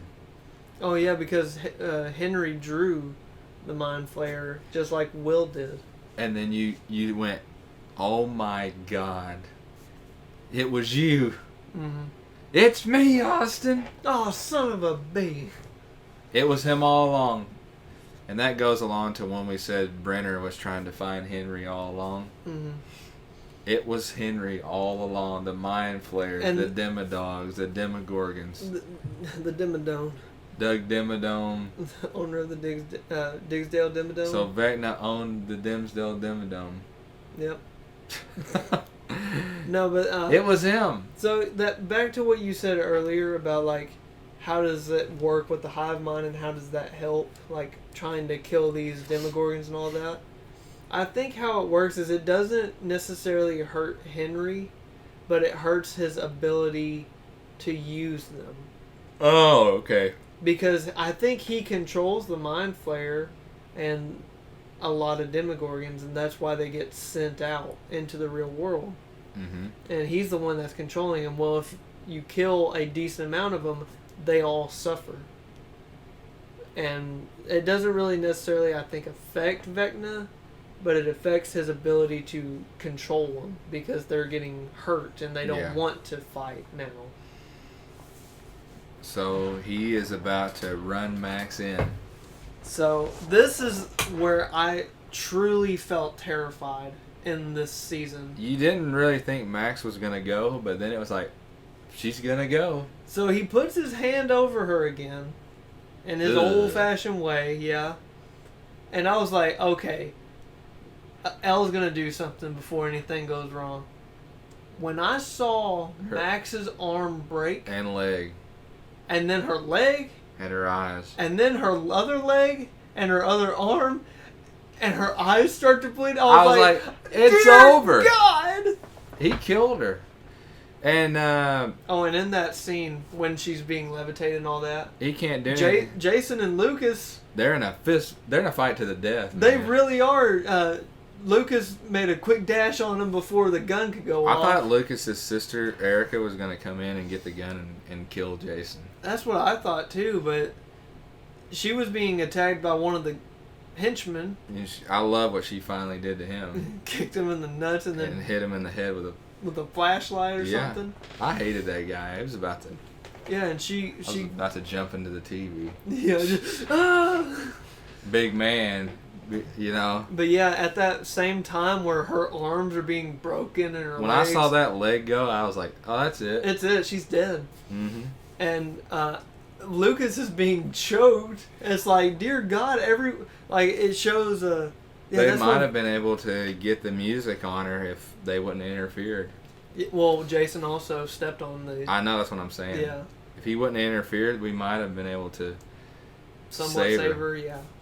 But, so at that same time, Lucas is being choked. Elle is trapped. Max is about to die. Nancy, Steve, and Robin, they're all hung up on the walls. They're done. It's the most bleak looking time. And at that same time, Eddie Munson. So we got... Alright, let's unpack that a little bit. Because we didn't really get into the Eddie Dustin part. Well, at that moment, the bats are working their way in. Yeah, so they're basically trapped inside of the trailer. And the bats are working their way into them. Yeah, so Dustin's like, alright, let's go back to the real world. So he jumps back through the portal. And at that same moment, Eddie's like, I'm not running away. I'm going to go for it. And he just bolts out of the house, gets on the bike, and just takes off. I didn't think that was really necessary at all. I think that he'd already done what needed to be done. Except for maybe the fact that they could have went through that portal after him. And he said, I'm not running away this time. That's the only thing. It's like, could those bats have gone through the portal after them and then been in the real world? Because that's the only scenario where I'm like, maybe it was a good thing where he did run away from the portal, didn't let him chase after him. Maybe. I don't think it was that necessary, but I'll buy it. Yeah. And I was thinking to myself, man, this is so heroic from Eddie, but I didn't like it at the same time. Yeah. And he rides his bike away from him, and what a freaking horde is after him. Yeah, it's truly like terrifying. And he had one of those. He already just had the best moment of the whole season, and then he's literally doing a courage moment. He's gonna have a Boromir moment. Boromir, I Am Legend. It's up there with the greatest like heroic deaths of all time. Yeah, so he's standing there. He pulls his spear out. He gets his shield up. That was amazing, man. And you can see the swarm of bats around him, like he's Batman himself. It was unbelievable. And he's just like, all right, let's do this. And he's just playing attack and defend like he's a Spartan soldier. He got him for a while. Yeah. And then they literally held all of his limbs down and then started. They did the same to Steve. Yeah, they know that same tactic. They know what they're doing. Yeah, they've eaten people before. And then Dustin, he decides to come back through. And breaks his ankle. I guess, yeah. And he's like, oh no, God. And he's limping all over the place. And he looks over and he sees the tornado of bats. And Eddie in the middle screaming. And one of the most emotional moments I've ever seen in the history of cinema, film. So it shows Elle in the real world. She's freaking out in the tub. Mm-hmm. They pick her up and put her on the table and say, we need to wake her up. So let me say this. Back-to-back scenes when Mike is telling Elle she needs to fight. That was one of the most emotional things I've ever seen, because Will was saying to him, and you already had that moment with Will not long ago with Jonathan and with Mike. Yeah. And he's saying, this is where you need to give that speech. You are the inspiration to the group. You're the heartbeat of the group. Yeah. And when you had the Eddie Munson death scene, and then you had the fire up, the fire crew hung on the walls. It was just... When you had Max suspended, about to be dead, and then Mike's just standing there, he's like, you know what? I need to do something. And it was the most emotional 5 minutes I've ever seen. And he basically just poured his heart out and said, what did he finally say? He finally said it, and he said it 100 times. Yep. And he said a couple other things, but he nailed it on you're the head. my superhero. I was afraid of losing you, that you wouldn't need me anymore.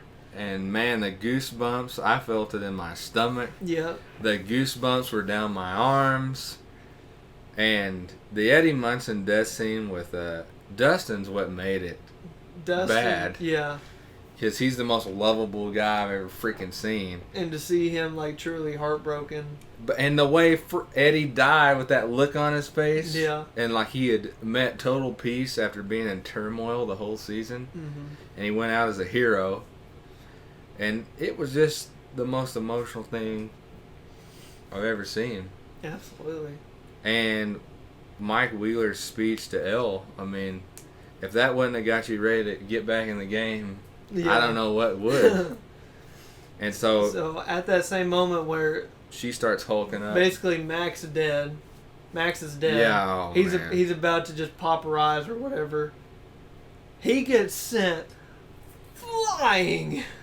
She felt it in her veins. The force is strong with this one. Oh goodness, they are force battling. You notice that a lot. Yeah, pretty much. And they said, I cannot remember who said it, but they said it's a battle between the darkness and the light. Yeah. And they're force battling, and I went, that's great. That's awesome. My brother Anakin. It really was. Like, we need to go in there and mash that up. So I'm sure people are going to do that to death. Yeah. Oh, here's where I went off the rails with the Star Wars. Yeah. For one, they're doing force abilities.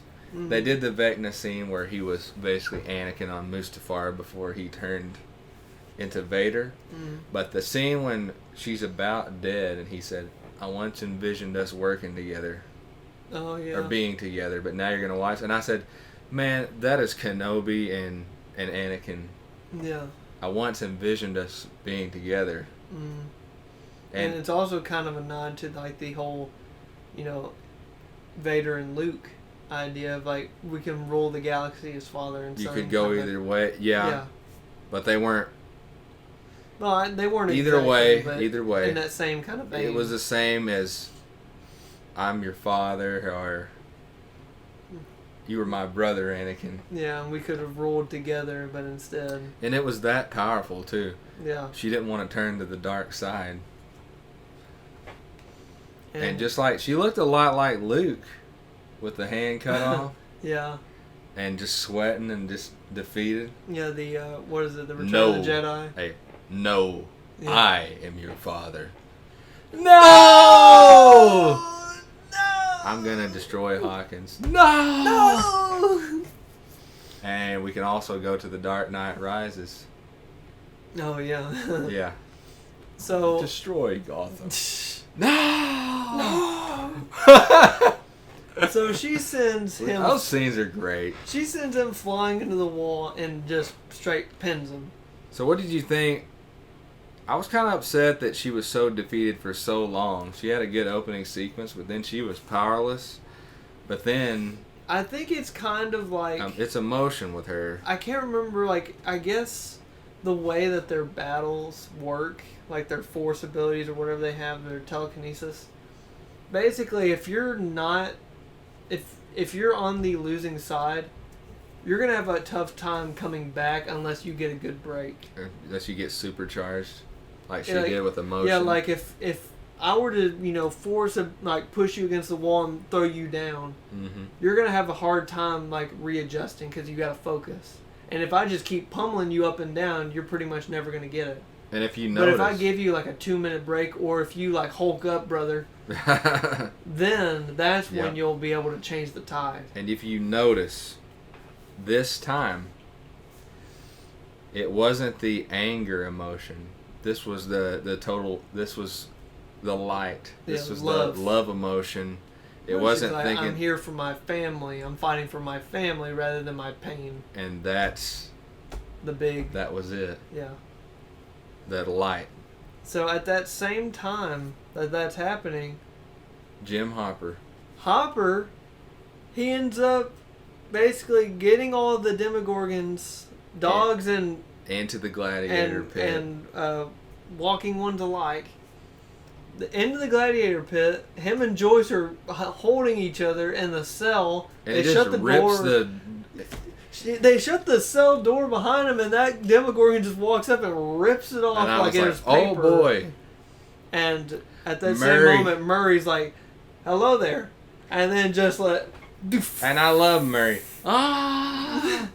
and just burns them all to a crisp. How about the fact that one made it, and Jim Hopper picks up. I was already so emotionally involved that I would have bought anything. Mm-hmm. And the fact that at that moment when you had me at my highest emotion, Jim Hopper picks up the King Arthur sword. Yeah, I know. That's really funny to me. He picks up Aragorn's sword. I got something to add to that in a second, Just too. roll with it. So at that same moment that they're all being burnt to a crisp, except for the one, there's one Demogorgon left standing after the whole fire has gone down. And at that same moment that they're all dying, Robin and Steve and Nancy, they're kind of being let go from their tendrils or whatever. Mm-hmm. And that proves like the whole idea of the hive mind theory. If you Oh, will. okay, yeah. And then Yeah, so he couldn't use the Upside Down to his full advantage. Yeah, because he's losing people, if you will. Yeah, because he's sitting up there and all those tentacles are connected to him. Mm-hmm. So if the Dema creatures are connected to him, bam, bam, he feels that pain, he loses control for a second. So he has to basically disconnect from them and just let it kind of ride itself. And as 11 is putting a beating on him. I mean, just whooping his dog, eh? And Jim Hopper has a couple of moves, slices the thing's arm off. And then the thing comes back around, takes that arm off, and then I think in a nod to the Fellowship of the Ring. You knew what it was. I can't believe... Where in the world... It makes me laugh a day later now. Where did they come up with the idea for him to... A sword is like... The sword of Damocles is just laying there.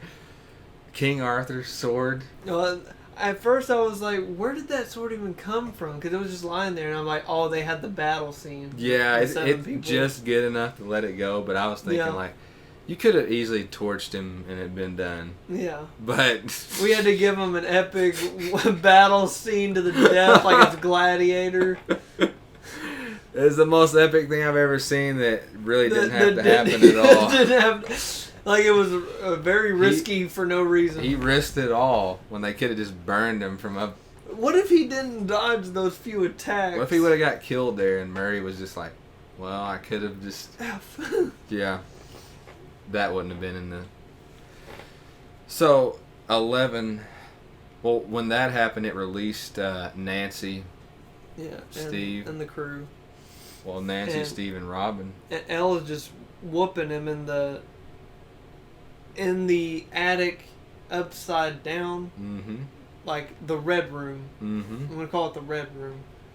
And then so in the upside down, Nancy, Steve, and Robin go upstairs and they see Vecna. They see him in his true form, and in his final form, or and whatever. You know how much I love, and the fact it made my heart happy that they threw a Molotov cocktail into him, because you know me playing GTA. Yeah, you love that dang Molotov. There's something special about a Molotov cocktail, mainly because it's so wild. And when that alcohol breaks, it's just like a freaking bomb. Yeah, you don't know what's going to happen. And, like, water ain't putting that out.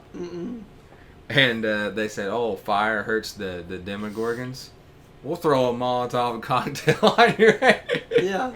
It's like, while you're vulnerable, because you're going to be fighting 11 and trying to kill Max. We'll throw a Molotov. We're just going to burn you alive and see what happens. And I really didn't know if it was going to hurt him, though. I knew that he was hurting in the...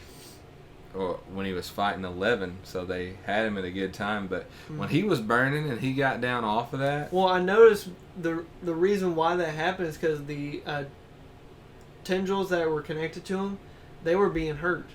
So they had to pull off of them and say, hey, you got to deal with this yourself, because we don't like fire. So, yeah, he's been hit with 2 at this point, right? Well, they hadn't hit him yet with the second one. Oh, okay. So he's been hit with 1, and he finally gets down and he looks up. He's on fire, and he's about to start walking towards him. And he's looking rough, though. Yeah. But I thought, oh my God, he's gonna do something. And then was it Steve or Robin? Robin threw the second one. Okay. So Robin threw the second one, hits him. Boy, he's dazed and confused. And Nancy now. sticks a sawed-off shotgun in his chest. And this is one of those moments that reminded me of, like, Evil Dead. You know, Ash just... F you. Bam! Yeah. and they put 3 or 4 loads of buckshot in him. Vecna took, like, a few rounds of buckshot straight to the chest. On fire. And he got hit so hard on that last one, he gets sent flying out of the window 3 stories down to the... What was it, concrete or just the straight dirt? Just doof. But the problem is, you're so happy, but that happiness is gone when they when they can't find him, and Max passes away. She succumbs to her injuries. Which I can't believe she made it that long. And first of all, there was a scene where Lucas is holding her. And the emotion there. And she's like, I can't see. I don't want to go. It was just... It gave you those Tom Holland vibes. I don't want to go. I don't want to go. And he's holding her, and then she just dies in his arms. And you're already so emotional from Vecna. Everything that's happened in the last 20 minutes. Yeah. And you lost Eddie Munson. Like seconds before. Yeah. And it was almost hard to watch. That one wasn't as... That one hurt. It was a lot different than Eddie's, even though Eddie's was really hard. Well, I think it's because each death from Vecna is so gruesome itself. But this one matters so much more because it's a character we love. I loved Eddie Munson at that. Oh yeah, but I know what you the meant. Vecna killings. They're so gruesome. And they figure out that that he's still alive. Yeah, so they go downstairs to go deal with him. They go deal with Vecna. He ain't there. He disappeared. What is it gonna take? That's a Michael Myers callback. Yeah, I got that one. Yeah, I just realized that just now. He's just gonna keep walking forward on fire, getting shot by a shotgun. Yeah. And then, because you knew what Eddie did earlier with the Michael Myers mask. Yeah. I'm sure we missed a lot, but your mind is just in so many directions. It's just pulling you constantly, and it keeps you your attention good and everything. With Max's death comes the plan is in motion, and Hawkins. I didn't think they were actually going to do it, and they did it. Hawkins is burnt to the ground. So basically, her death caused the fourth portal to open. Yeah. And they all started cracking the ground. You can't stop it. Oh yeah, and that's the same scene where when that first starts in the murder house where Lucas and Max are, he pulls Max out of the way and they fall to the side. Oh yeah. And Jason's lying there. Knocked out. Yeah, and he's kind of coming to, and then that line starts to go through, and it just literally splits Jason in half. Yeah, and I was so glad because I was so sick of that character. Yeah. I mean, he was fun in the beginning, but he overstayed his welcome. Yeah. He was the only end. He was literally the only thing that was annoying me in the whole thing. Yeah. But then he more than got paid off, so I was like, okay. And then they all connect. So that vision that Nancy had, yep, it came true. And all four of them connected in the center of town of like the library or something? Yeah, and this... you thought you defeated the big bad. You thought you beat him. Not only did you not beat him, your town is getting burnt to the ground. In the real world. In the real world. Not even in the Upside Down, the real world. That's worse than just facing Vecna in the Upside Down. Mm-hmm. So they drive into... Well, do we have the scene where Eleven does not... 11 is staying in her state when they're still trying to wake her up. She's still in her in the void, and she goes and sees Lucas holding on to Max, and she holds on to her and she says, "Not yet. Not today. Not today." And she Rey Skywalker Palpatined her. Yeah. But this time I believed it. Yeah. And I believed it because she's still in a coma to this very minute. Yeah, so... I'm not really sure, though. That was kind of weird. So, what happens after that? We cut like 2 days in the future. Mm-hmm. And so Mike and Elle and all of them, they show up back to Hawkins and they see everybody just like the destruction. Deserting. Everybody's like gunning it out. I was of town. so ready for everyone just to get back together. I was like, can we finally do this? The crew's all together. And everyone's leaving the town of Hawkins. Mm-hmm. And I'm trying to think of the reunion scene. Well, that's when Mike goes back home. Mm-hmm. Mike and all of them go back home and they see Nancy and Steve and Robin and Dustin for the first time.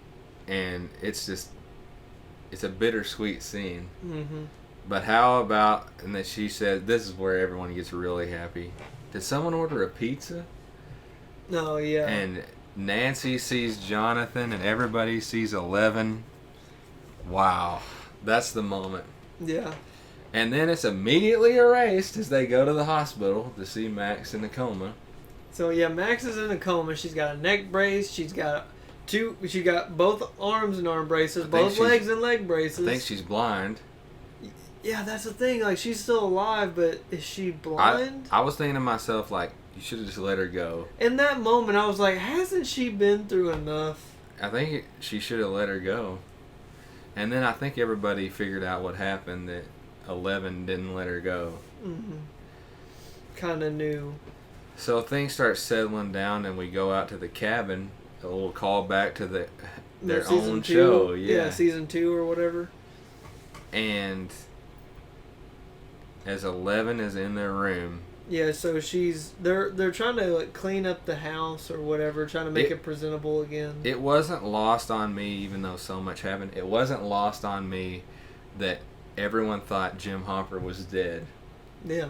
And the amount that man meant to everyone in the main crew. Mm. So that wasn't lost on me. I feel like it might have been lost on people with how much had been going on. I remembered it.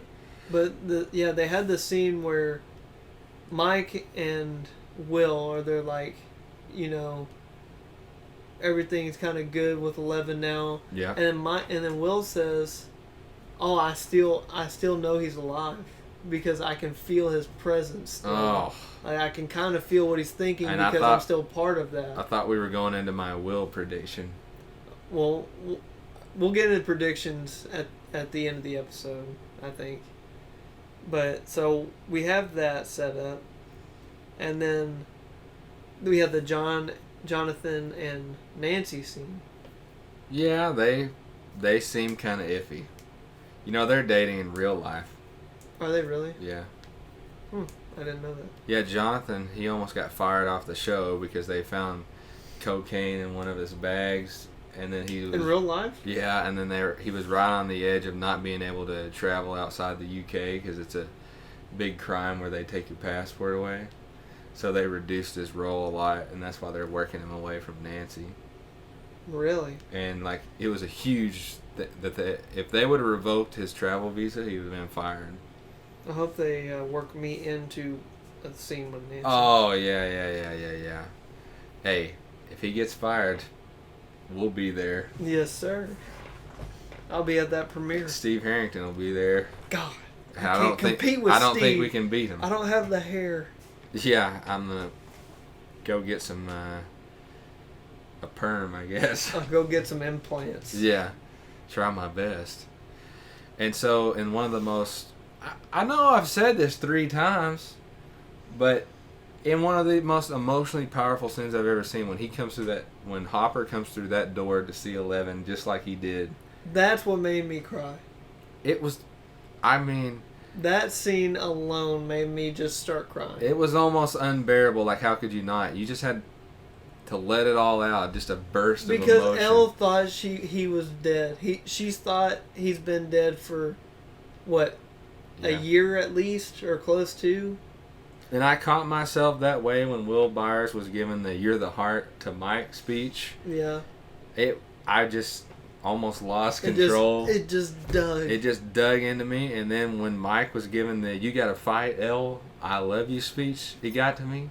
Yep. And then it wasn't that Eddie Munson died. It was just how he looked there and how Dustin was reacting to it. Yeah. That's what got me. It wasn't that he died. It was he had that look in his face. It was that combination of everything. And he went just like, "You be you, Dustin," as he was going out. And he goes, "I didn't run away this time." Yeah, I didn't run this time. And the scene with Lucas holding Max as she's dead. That scene was insane. It was too much to handle. And then when you were so ready to let it all go and you saw Hopper and their little scene, it was time for the floodgates to open. One of the things I loved was she said, "What happened to your hair?" And he said, "What happened to yours?" And then she said, "You're not tubby," or something like that. "You're not fluffy anymore." Mm-hmm. And he said, and then, she said, "What happened to your hair?" He's like, "I decided to copy your style." Yeah. Wow. So, in the end, we got 2 to 3 big reunion scenes that all hit. Mm-hmm. So much power. And then as we round off to the end, they have the scene from the end of the Witcher when Ciri screamed and it opened up the hole. Mm-hmm. In real life, they looked at just a apocalyptic scene. Mm-hmm. What would you say? It looked like Pompeii. Yeah. They said it was, like a 7.8 or 3 magnitude earthquake, basically, that just erupted it, or shook the whole core of Hawkins and broke it into 4 sections. Yeah. So to me, in season 5, the big bad is not going to be Vecna. It's going to be the Upside Down itself. I would say it's going to be whatever comes out of that hole, or basically the cracks in the ground, including Vecna. Yep. I can hear Alfred saying, "The edge of the world, there's a pit." At the end of the world, there's a pit. Yeah, but I feel like we're set up well for season 5. There's nothing too crazy that took me out of the show, or nothing I could do without happened. But for anyone that feels someone big didn't die, or it wasn't emotional enough, like, you might need to see a therapist. Or just watch it again. Because the floodgates were about to open with me 4 different times. Yeah. So maybe you're just a hardened shrew. There was another scene that made me cry. So it was the scene where they went down to the like hospitality area. Wow. And it was mainly the scene with Dustin and Eddie's uncle. I don't think anyone could have held it back. Yeah. So when he died a hero. He died saving a town that hated him. That's the line that made me just lose it. He died saving the town that hated him. And tip of the cap to the actor playing his dad. Yeah. Wow, that guy. He couldn't have reacted any better. He died saving a town that hated him, and said he was a hero, Mr. Munson. I'm gonna have that was too much. I need that as a quote that I can hang up in my room. He died saving a town that hated him. I mean, Dustin. I feel like that could really be in there with you either die a hero or see yourself become the villain. Yeah. I feel like it's that way, but in like almost reverse. Kind of. You're a villain. It's almost like he was viewed as a villain. It almost is a Batman thing. Yeah. I'm whatever Gotham needs me to be. Yeah, he my God. He was viewed as a villain, but the whole time he's pretty much been a hero. He said the whole town, this town hated him, and he was still himself the whole time. Yep. He was true to himself the entire time. Mm-hmm. That scene was... Oh, and you got the Hopper reunion directly after that. Yeah. And then I was emotionally done for. Like, I needed to almost sleep all day today just to recoup. But then what do we get as a bonus? A bonus, like a way to kind of... We needed it. Put us in a cheerful mood before we went to bed. We had to have that with Robin. Robin and whatever her name is, I can't ever remember. Yeah, Red.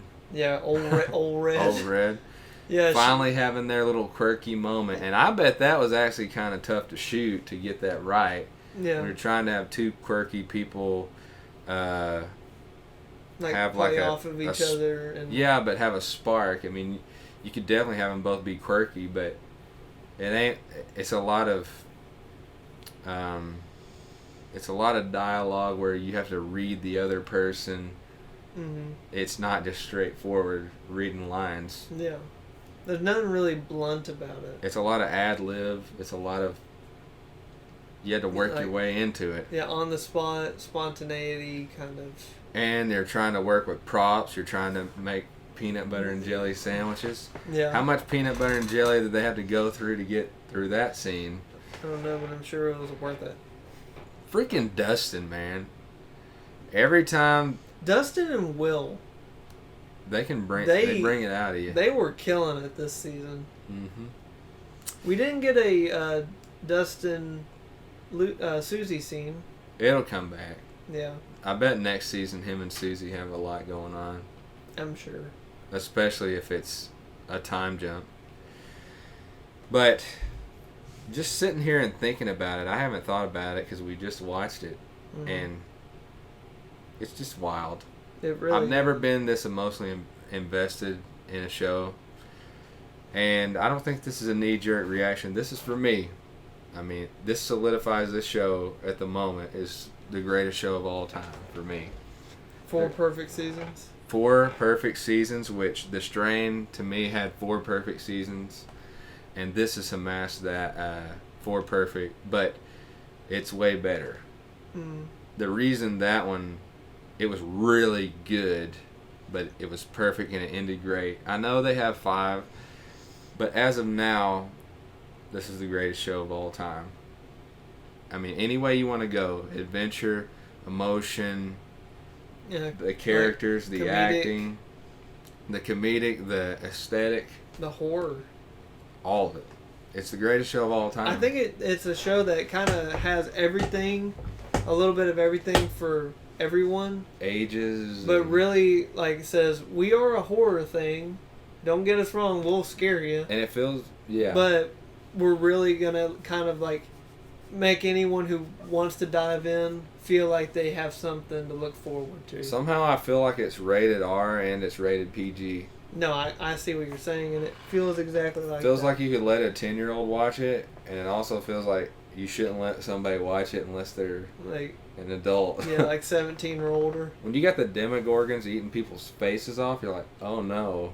But then And then you have the little, like, we're playing D&D. And yeah, and then you go having to a fun season time. you go to season 1 or 2, and you got these little kids playing D&D and running around the school together, and you're like, this is like Ned's Declassified right here. Yeah.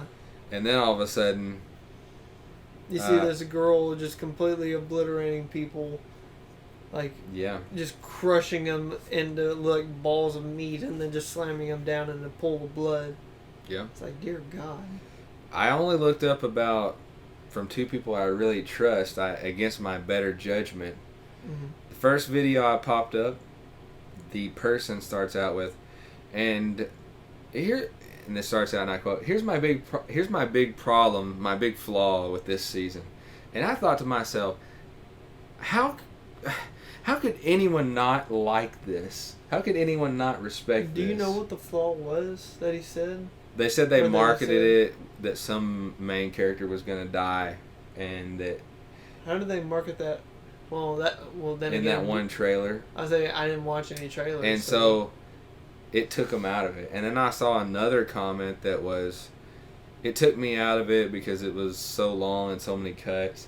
But I saw quite a few negative comments and a couple negative videos that were like, all in all, good though. And I was just thinking to myself, like, you don't don't realize what need you're to watch seeing. TV. Like, you need to do something else. Yeah. Like, this is the one time, like, I don't like telling people their business. But I'm going to tell you the truth. If you did not enjoy the final episode of this, you need to stop watching TV. Like, I don't think you're not helping.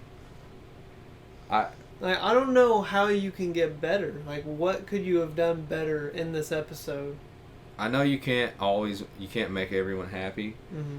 But I just couldn't believe that the first person, this is a million followers type person, Mm-hmm. starts out with, here's the problem what I have with the show. What do you mean?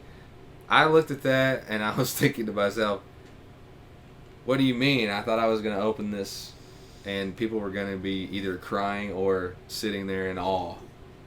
I thought it was going to be like Peter Jackson's Lord of the Rings, the people in the theater after Return of the King, Mm-hmm. just sitting in their chairs, not getting up, just in utter awe. You see, that would have been me, other than the fact that I had to go to bed as quickly as I could, because I know. I was up till 11 o'clock, or no, 12 o'clock. Well, we're up last pretty night late watching right it. now. Oh, yeah. It's 12:45 a.m. It's right almost now. 1 in the morning. But we had to do this. Yeah. And I wanted to do this. I will say this, if they would have made this show in the time period, if this show would have been made in 1985, 86, it'd be viewed as the greatest film property ever. Mm-hmm. And it would never be touched. Yeah. We just live in a weird society right now with It's the like, world of social media. it's hard to satisfy everyone because some people just cannot be satisfied. That's the truth. And if you did not at least enjoy this, You can nitpick, but if you didn't enjoy it, I mean, the only nitpick I don't know what to I tell you. have is the one you brought up was Hopper, and I didn't even think about it until you said it with his bum leg. and that's nothing. That's just I say that's the only nitpick you could pull I because just I kinda, can't really think. I of just much else. chuckled about it. I didn't think about it until you said something. I'm just chuckling about it though. He probably just like took a shot of adrenaline. I mean, at the worst, I would assume it just bruised his leg because it hit the chain and didn't break his ankle, but That's what we could say. it But, really bruised it for a minute.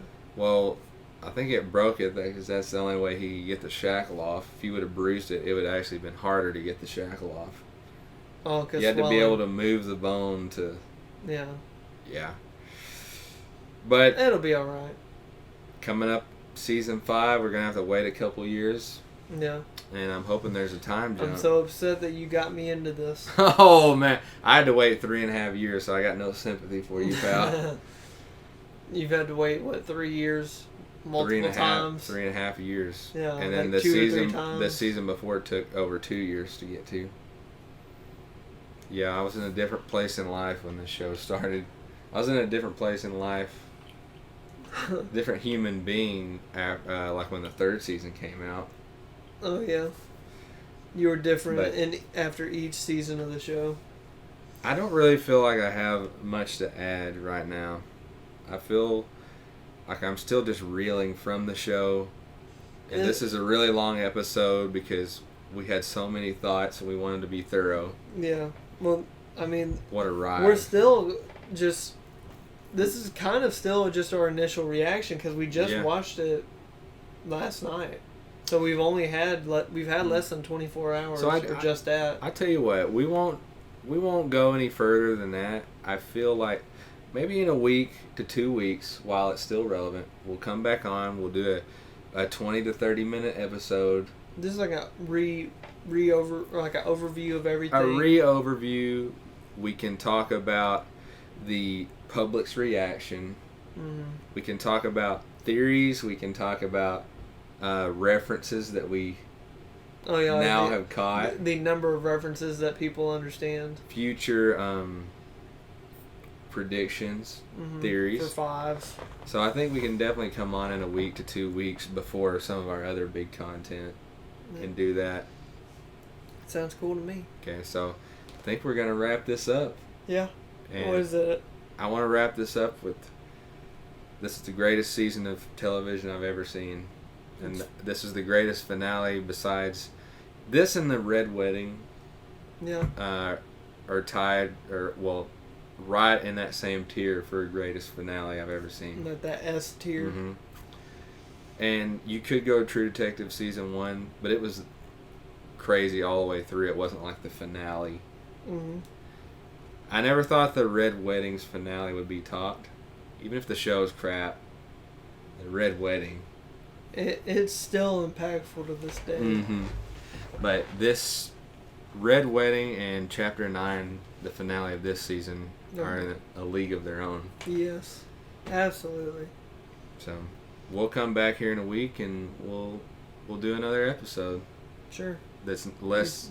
Do another overview. Yeah, it's not a walkthrough synopsis with thoughts. Yeah, it's just our thoughts on the overall season That's our style. and the reaction. A synopsis to with it. our thoughts. Yeah. Okay, everybody. Hope It's your favorite part of the day. Oh man, it is.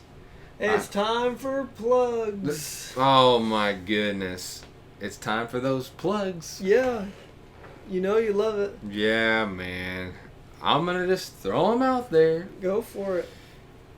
Find us on YouTube, Dumb Dominos on Yeah. YouTube, where we You can have see our us. yeah, we have video versions of our podcast, and I believe the main focus on our YouTube is gaming.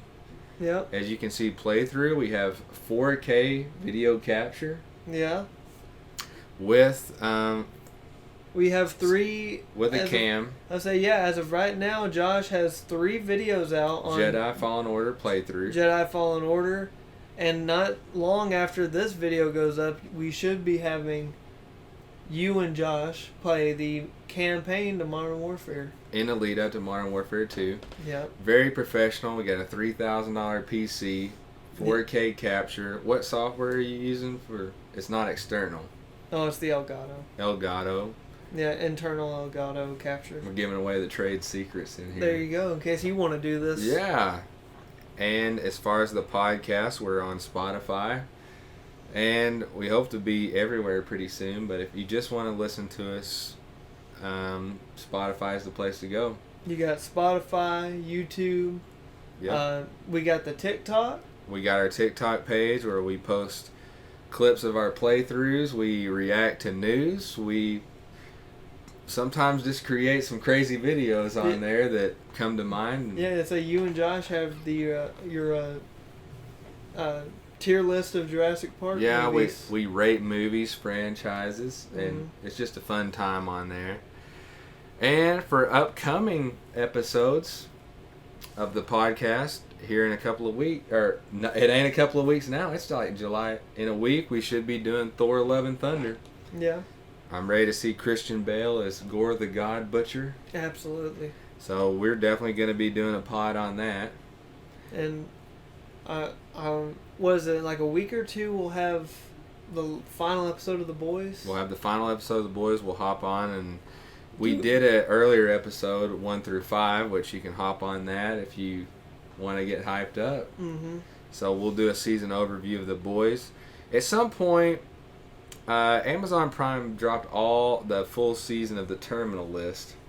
So we got a busy schedule right now, but at some point we're going to get to it. We're going to get to it and do a podcast on The Terminal List. It might be one small reaction video when we've both watched the first episode, and then maybe a full Terminal List overview. Yeah. I just don't know if the show is going to be good or bad or worth our time.